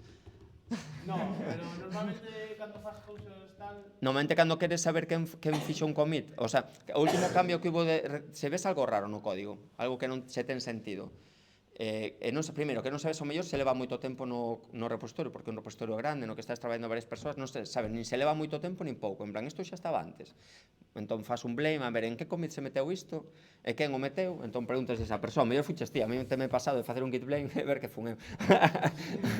Pero o meu eu do pasado fixo, supoño que lle tiña sentido, pero o meu eu actual pois non sabe por que fixo iso. A ver, non son Sí. de a confirmar commits porque eso é unha prueba indiscutible de que fixeches ti sempre. Xa, pero bueno. Pero outro script de chiste tamén, non? Ajá. Sí, é un script máis De chiste. de non deberías usar esta produción. Ah, vale. Ajá. Hay una extensión de Visual Studio que ya te va marcando con el cursor donde E de aí, O último commit. Claro. Os ideas de JetBrains fan automáticamente. Ajá. Te pos encima dunha función. E xa che di, sí. Fan automáticamente o nome. hai Claro. extensións de Emacs e de Vim tamén. Vale, non o uso. Vale, logo pues, os típicos comandos para amañar cousas no repo. Se meteu un binario, por exemplo, o típico que mete un binario sin querer, un binario tocho, hai que quitalo de aí, porque non vale con quitalo con RM, porque vai seguir sempre no histórico, e se ocupa 5 gigas, pois vai ocupar 5 gigas o histórico. Entón o que tens que facer aí un pouco fontanería de repositorio. Entón hai ferramentas para facelo que che quitan ese binario de todos os commits. O malo que logo tens que facer un force, ou tens que forzar un push, hai que dicirlle a todo o mundo, tedes que volver baixar esta rama inteira, claro. Vale, aquí teño algún exemplo de como quitar, neste caso, engadir un repositorio. Tamén podes querer, imagínate, metiches un montón de cousas a un nivel na xerarquía de directorios e cambiaches de idea e queres facelo de outra forma, por exemplo, metendo aquí un doc, porque, bueno, querías estruturar de outra forma, pero non te diches conta, ahora hai un montón de commits xa, hai xente que usando isto, pois, bueno, tens que facer con estes comandos, reescribir un pouco a historia para poñelo todo o teu xeito e logo avisar a xente para que se volva a descargar as cousas. Non queda outra, vale. Aquí hai máis cousas que se poden facer. Un comando que me parece bastante interesante que é o reflog. Ah, sí, o que pasa é que é un pouco complicado explicar o reflog, claro. O reflog, Simplemente un historial de accións. sí, pero un pouco máis complicado. O reflog permíteche desfacer accións que fixeches. Se fas unha cada gorda a nivel local, pois podes desfacela. Aí tes un pouco as accións identificadas con un hash tamén e podes volver atrás. Sí, podes volver atrás, sí. Te podes facer un checkout a algún destes puntos e desfaise ata ese punto. Os G da ROM Sí. indican o número de accións que fixeches e no head podes volver atrás. Sí, pero bueno, isto sí que é unha ferramenta que hai que saber usar para poñerse con ela, sí. Porque aquí sí que faz cambios que logo son irreversibles moitas veces, claro. É dicir, o bo de Git... O sea, a mí o reflog é útil cando ainda non puxei. Ah, non, sí, claro, en local podes facer este tipo de cousas, pero tens que saber o que estás facendo. O bo de Git é que se non usas este tipo de ferramentas extra, digamos, para reescribir a historia, os Gits sempre están seguros. Ti podes facer cagadas, facendo mesturas e demais, pero os commits que sempre quedaron aí seguros se non os modificaches. Cando xa usas estas ferramentas, podes perder cousas sen querer, e xa se perderon, claro. É dicir, aí o mellor te pasa un punto no que ao final sí que había commits que te interesaban, pero desfixeches a historia xa non están. Hai un recolector de basura en Git que non sei cal é o predeterminado que fai que commits que non están referenciados cando levan moito tempo no teu repo, pois os chimpa. Si, en feito había comandos para Eso pode sacar todo ese, por exemplo, te cargas algo sin querer, podes Sí. buscar eso que non... Sí, claro, porque todo está aí aínda. Mentras o recolector de basura non o saca, ainda que uses un reflog, todo está aí e poderías buscalo. Ainda está por aí o calquera commit que se creou. Bueno, o bisect tamén está moi ben para buscar momentos nos que algo funcionaba e deixou de funcionar. Vai facendo unha búsqueda por commits. Primeiro pola metade, logo a metade da metade, ata atopar en que punto funcionaba. Úsalo tamén. Sí, nas empresas úsano bastante, cando algo deixa de funcionar, para topar exactamente en que momento, para saber que cambios son os que motivaron o problema. Vale. Bueno, o Git AM, xa digo que con Git podemos crear parches que podemos mandar, por exemplo, por email. Imaginade, temos aquí os nosos parches, imaginade que quero pasarlle, este non ten moito sentido porque estou engadindo, imaginade que quero pasarlle este commit a alguén por correo electrónico, para que os aplique localmente. Bueno, podo pasar os 4 últimos. Entón vedes que aquí ahora que me quero son arquivos .patch, que son arquivos de texto que son divs.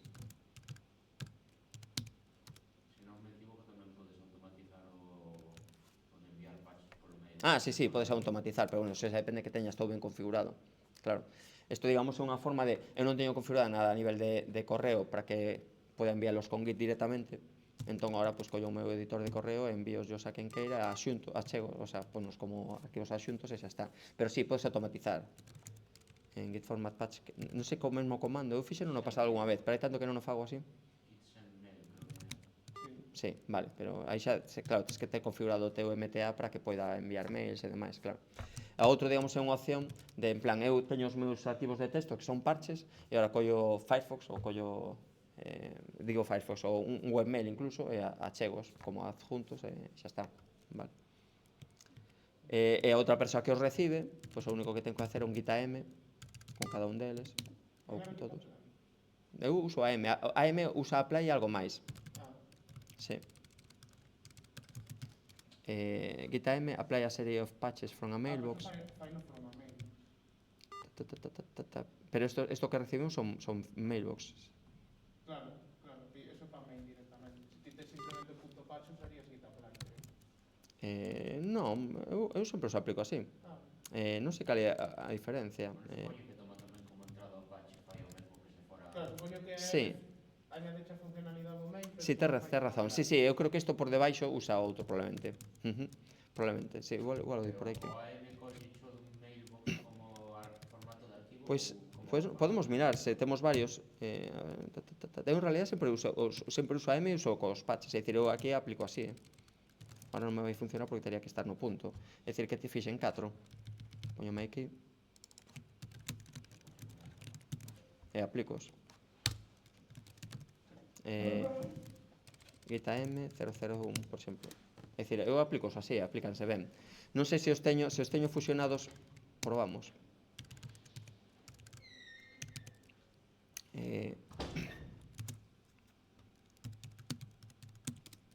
Vale, teños todos nun inbox. Non sei se o que cambia é que isto me aplicaría isto a saco e outro non. Bueno, así aplicounos, pero non sei se os tería aplicado ainda que non estivese así. Vamos a probar. O sea, que o comando di que na mailbox se collería unha serie de patches, e se simplemente paso a AM sobre o que é unha... Bueno, faltame un... Espera. Fai o que faría unha planta. Que me olvide engadir un que teño fora do... É dicir... Vale, este engado así e outro así. Funciona igual, sí. Supoño que hai diferencia. Eu sempre usei AM.